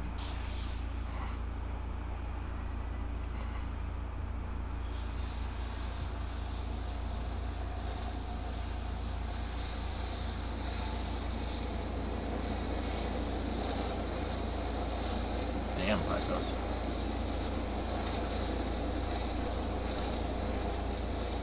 Yeah, what a world. Jeez. Arnold Schwarzenegger? Wait. Ralph Schumacher's son is coming through the ranks too? I'd be worried. I just told my girlfriend how good you are in City Skylines, but that you also know a lot about space and stuff. Right on, Unclint. Yeah, no. Space is my thing, dude. Space is my thing. Like, you know, I tell you how cities work. You want to know how this thing works? I got you. Magic, for the most part. Yep, big vent on the pad. That's why I moved my fat melon out of the way.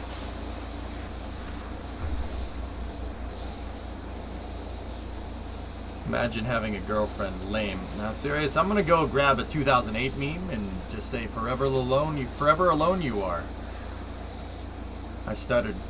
Literally a verbal typo. That's cold.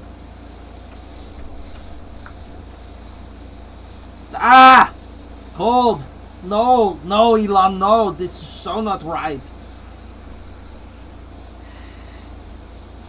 Oh, look, there's a bird flying around up there.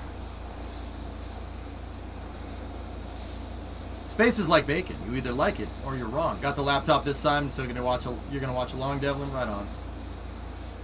Is that a drone? No, it's a bird, stupid. Drones don't exist. Okay.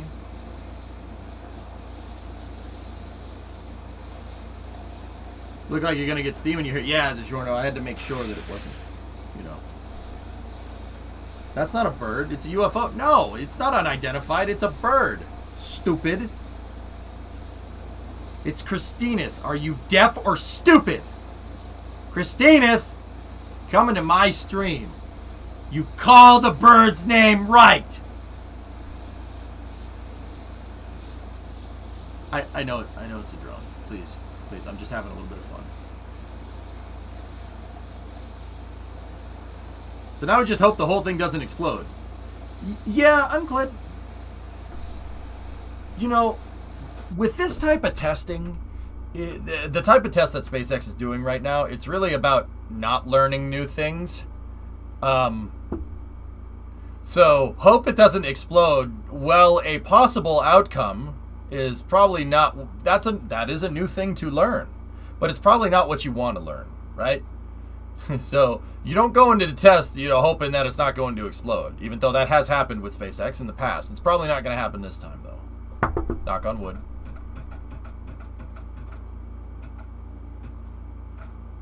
Just watch out for a triangle bird. Sultan. Have you found the continuum trans function, eh? We are the keepers of the continuum trans function, eh? Road closure was extended to 10 p.m. local for this.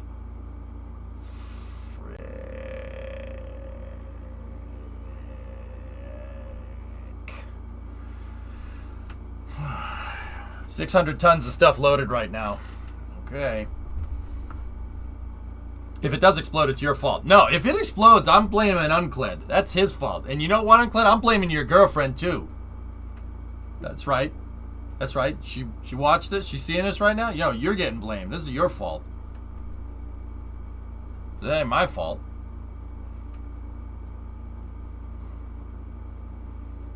That sounds fair.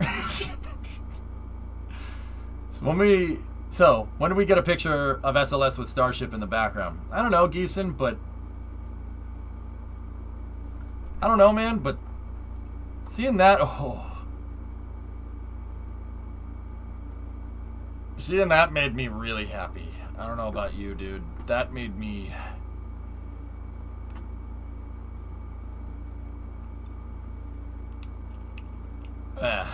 yeah. Seeing that with a Starship on 39A, it's just...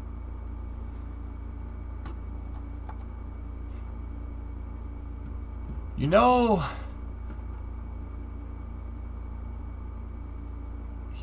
in Ghostbusters when Ray thinks of the Stay Puft Marshmallow Man and he kind of, it's like, no, it can't be. I just used to think, back at the camp we would just cook Stay Puft Marshmallows. It was such a happy time. And you know when Bill Murray says, Ray has gone bye-bye.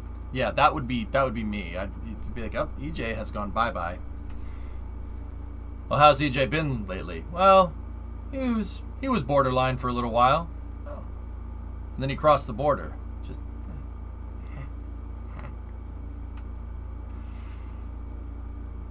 how about Starship and Falcon Heavy on 39A? What, like that render? Like that render, Thomas? Do I still have it up? That's not the render, but I don't hate that. Okay. Alright, this needs to... Alright, I gotta stop. I got Satisfactory today. Help. Oh, you're screwed. So like this, but with SLS and Starship. See that picture? I like that picture. Yeah,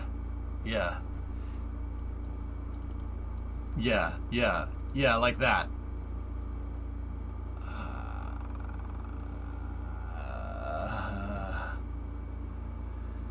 This picture makes me feel things.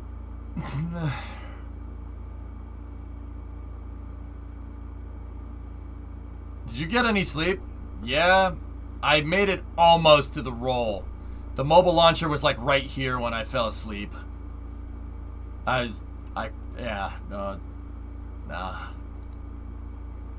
Hands? No. And Galaxy, for what it's worth, I still want to play Hearts of Iron. I don't want to play it right now. Hearts of Iron just somehow isn't really as fun when a real war is going on. Yeah, that's not as fun. It's not as fun. I don't want to do that. Yeah, I don't assume you've seen this. Yeah, Thomas had that linked up. Yeah, we'll check it out. Is SLS staying on the pad until it launches? No, Journey, they're going to roll it back to the VAB after they're done doing fueling and launch tests. When I say launch test, I mean testing everything that you need to launch it right up before you actually it leaves the pad, right? No engine firing, just in case anybody's wondering. And then what they're going to do is they're going to verify, they're going to take SLS off the mobile launcher and take it back to the VAB, and they're going to verify the vehicle's in the same configuration as it was when they left the VAB. It pays to make sure you don't want the scrub or launching procedures putting the vehicle in a failure mode and then sending it back. You know, you send it out and the vehicle status is 100% and then you get it back and it's 99%. You're going to want to know why. Vehicle status is a made-up statistic. The point is that you're looking for change. So that's going to take a second. They're going to basically look over the entire vehicle from the nozzle all the way to the top of the LES and make sure it's in the exact same configuration that it was when it rolled out of the VAB yesterday after fueling. If it is, then you're go for launch. Hey Shahad, what's going on? Who do you like in F1? You have tickets to Melbourne for the race with my brother, totally jazzed. That's awesome, man. Hell yeah. I like Sainz. Sainz is cool. I like Carlos. The more I watch Carlos, the more I see him, the more I like him. But Mick Schumacher too. Yeah.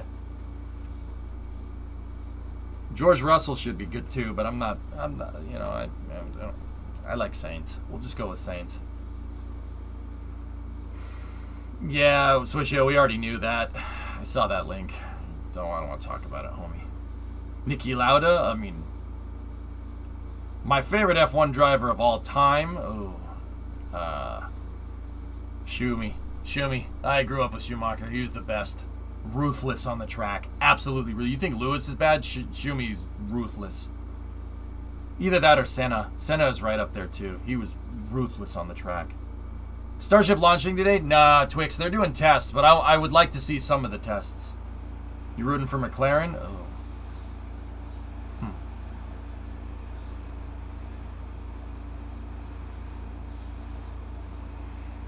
Yeah, Ken Tab. I never saw Senna race. I got into Formula One the year after Senna left us. But I've watched, dude, I've gone back and watched him race. The guy's ruthless on the track. He fought for every foot, man. Or meter, I guess, because European. No news yet of FAA approval. We'll have a word in about 10 days, Journey. The 28th.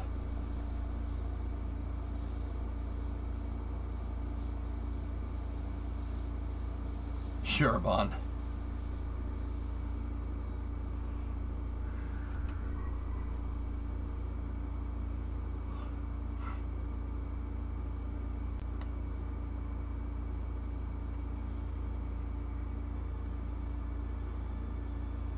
Just so you know, humans still have feet here. Oh, I thought you guys just hovered around on stuff.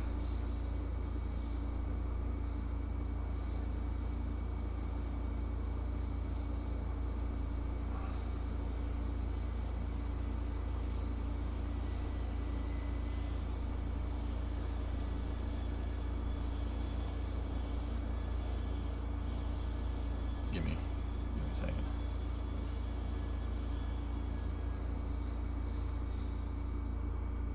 Give me 1 second.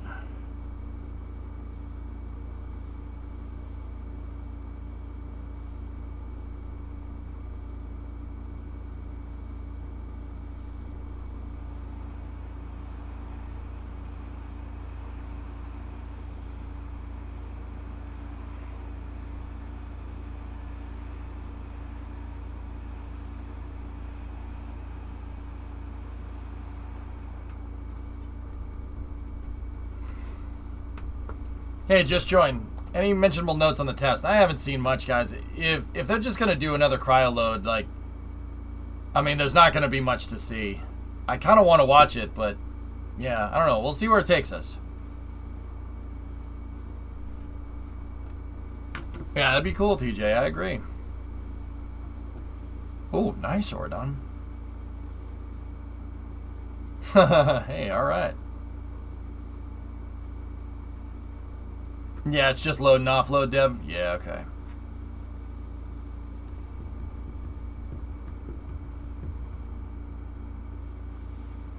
It's cool that this one has locks in it, though.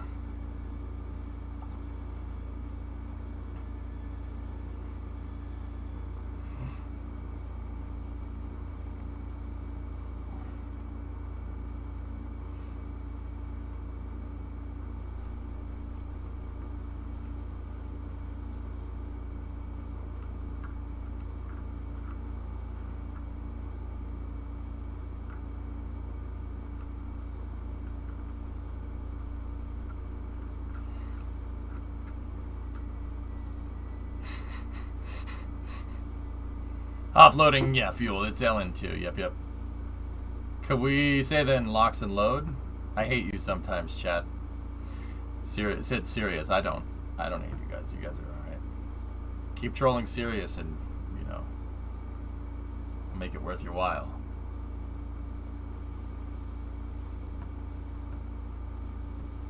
$154 testing for Starship? I'm pretty sure we saw it 154 itself when it crashed into the ground a couple of years ago.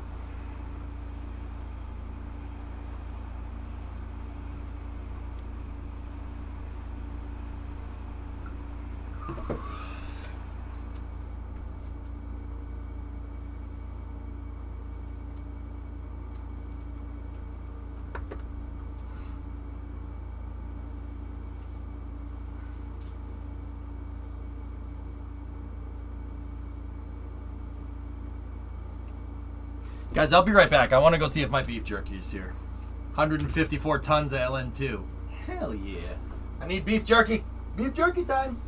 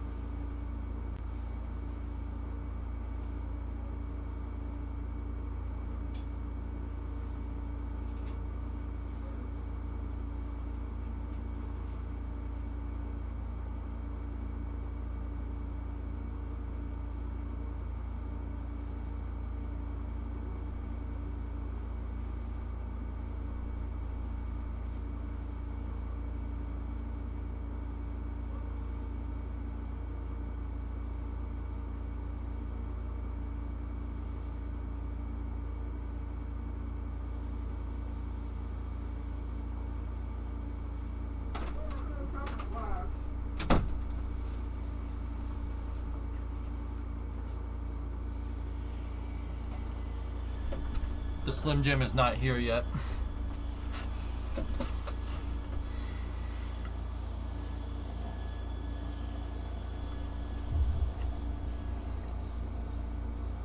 Neb, we got a cryo test with liquid oxygen and liquid nitrogen today.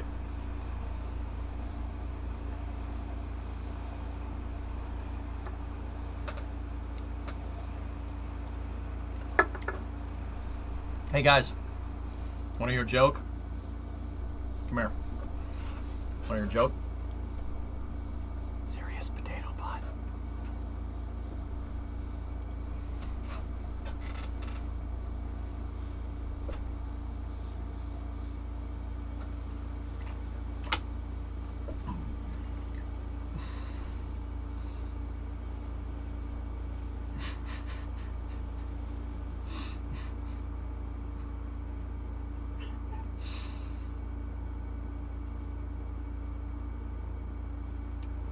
My train puns were really good.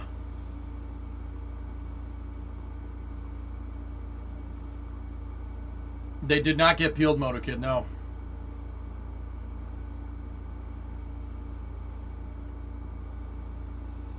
Oh man, Pythos, why'd you have to remind me of that? Now I want to go mess with it, but I want to play Kerbal too.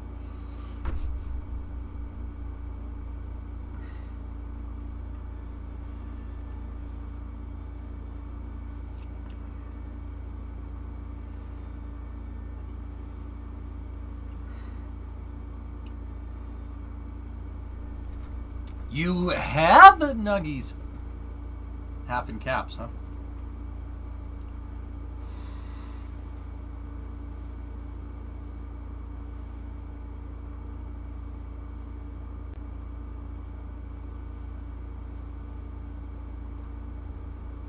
I'm holding out on playing Kerbal again until KSP2. KSP2 is being worked on, man, but they got messed up by COVID. That's why it's taking so long, Twix.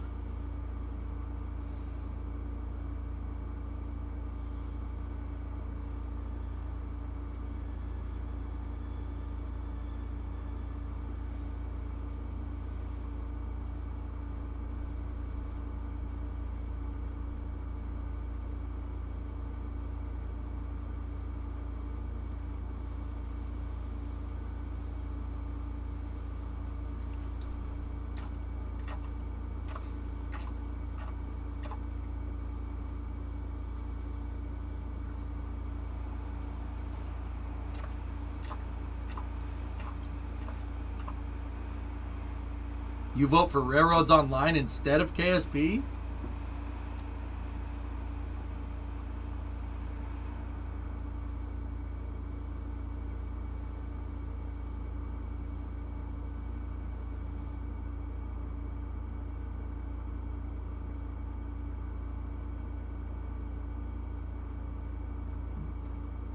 Hello?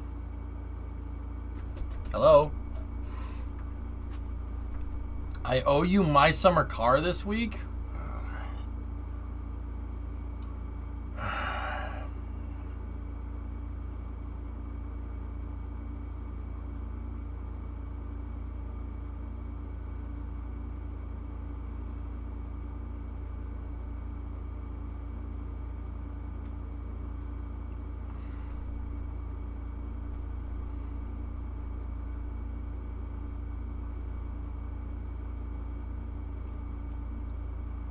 Hello, yes, this is Dog. I have no idea what I'm doing. Alright. We'll check back in, guys. I think that's all the space news that I have for you. Just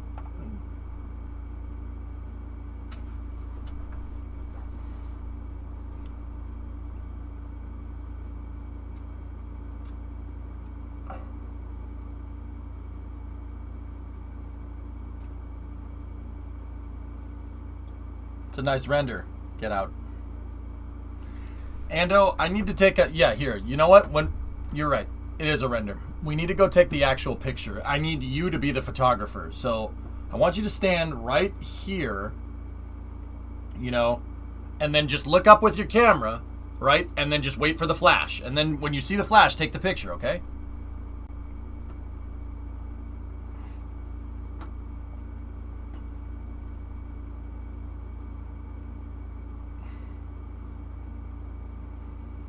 Yeah, just smile and wait for the flash.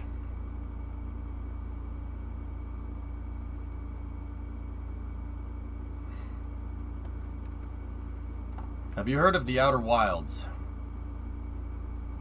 Yeah, people have told me about it, Pythos. What is it? I forget.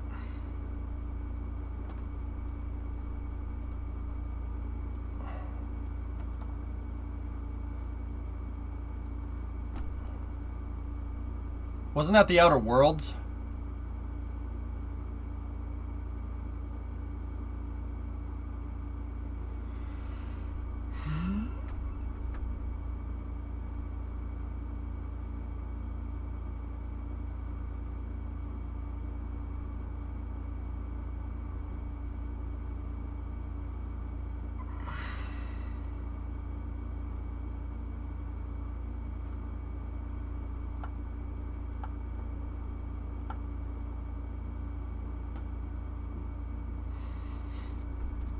What? Did you say something?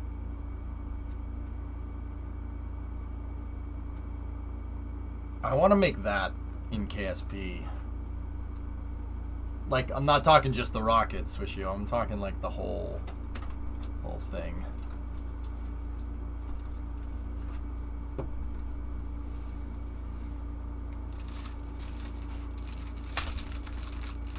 Thank you. It's very presumptive of you. What if I had, like, punched your hand or something?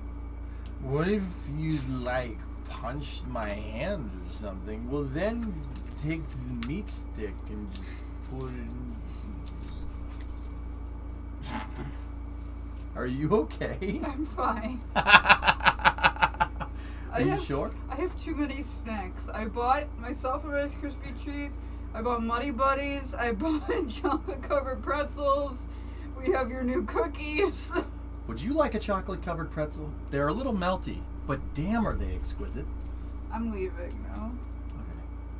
Okay. Hey. Hey. I love you. Love you too. Enjoy mocking me. I'm not mocking you. Totally mocking. No! No, I'll never do that.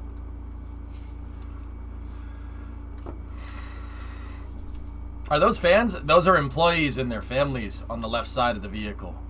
So employees and their families are over there, and then all the press is over here.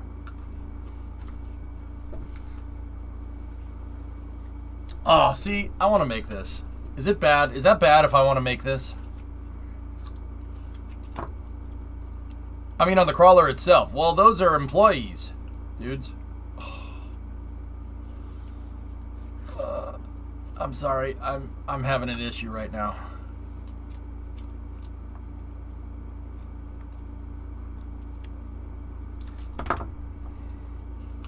Do it. Build the crawler.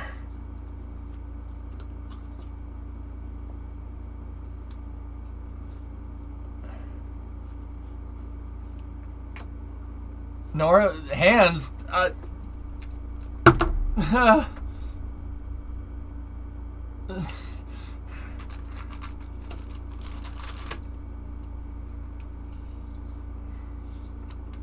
Yeah, midget. Yeah.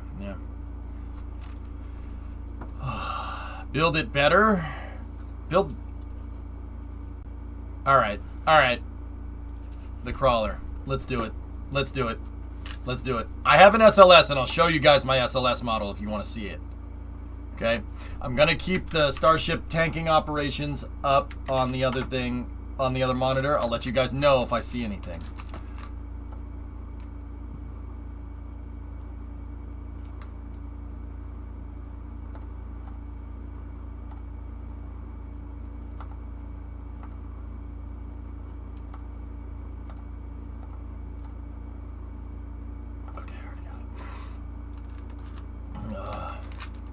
It's not a static firework, no. Be meaning to ask, what are the spinning discs on the crawler? Is that some kind of flywheel? Those are the brakes. It's the brakes, dude. Yeah, brakes. Disc brakes.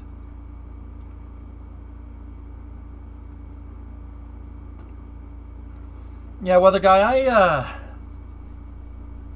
I like what's happening right here. I like what's happening right here. Not here or here so much, but right here.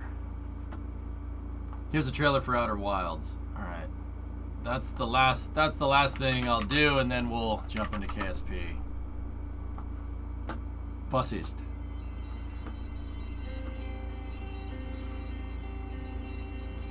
That's it. That's the shot. It's the money shot, Dish.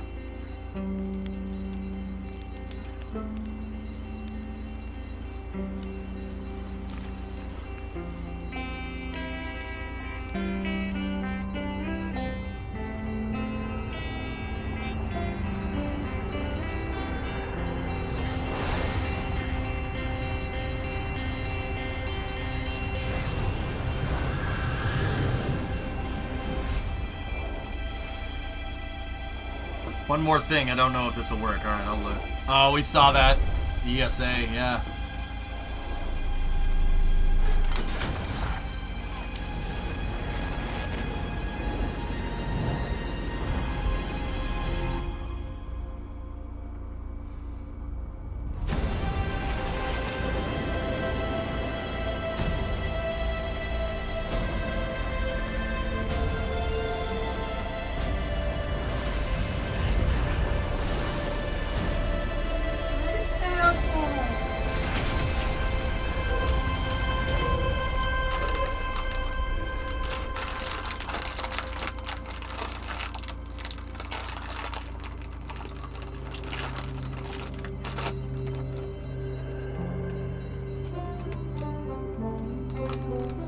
It looks pretty cool.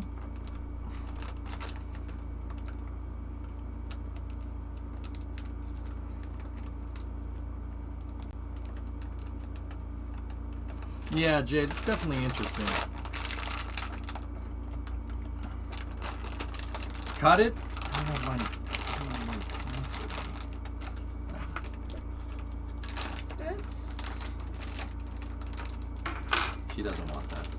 Well, they at the top they have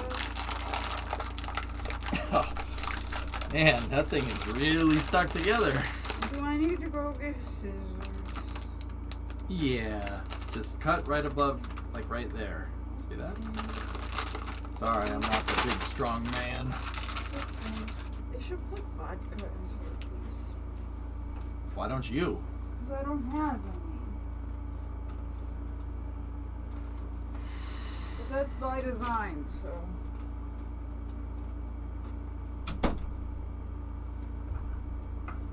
I should have seen that 7-Eleven had White Claw. Alright, so the last thing I'm going to leave you guys with here before we jump in, I'm going to try to build that crawler. Let's do it. The Soyuz crew did get up there. The MS-21 crew did get up there. And I'll be honest, I'm a little confused. If you're watching game trailers, check this out. I know about Sprocket, man. I don't play that game because I'm afraid to. But I want to build my own track vehicles. I'm going to do it in Kerbal, and I'm going to make them move rockets. I don't want them to shoot stuff. It's bad. Yeah, Nuggets, I want to make it. So, the MS-21 crew made it up there, and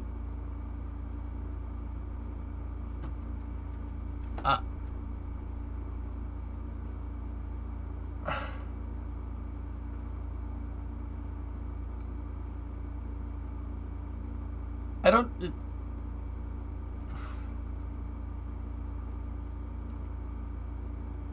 I'm confused. Did I miss something? I mean, it's cool that there's that many people up on the space station. I'm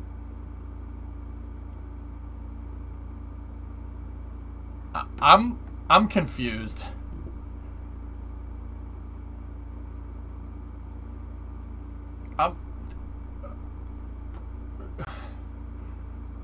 Did I miss something?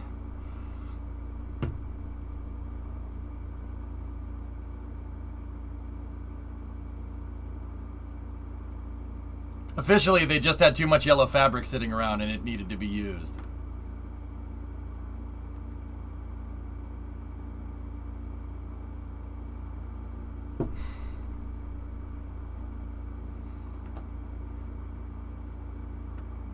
Look at this.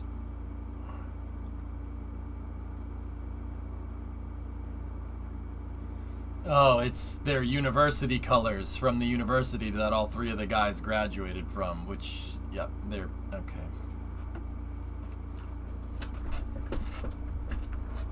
Was it always supposed to be 3? Yep. Jade, you're killing me right now. But yeah, yeah, I'm confused. I'm just gonna go build the crawler transporter, okay?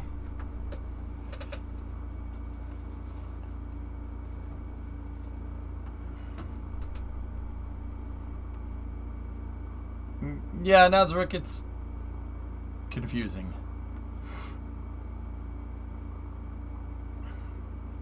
I don't know.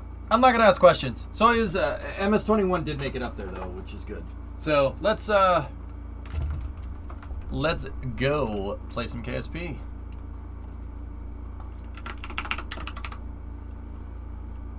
And once again, I'm gonna announce it again. Early hours Minecraft is moved to when Space News should be tomorrow. Barring any crazy space news, we're not gonna do a space news tomorrow. I'm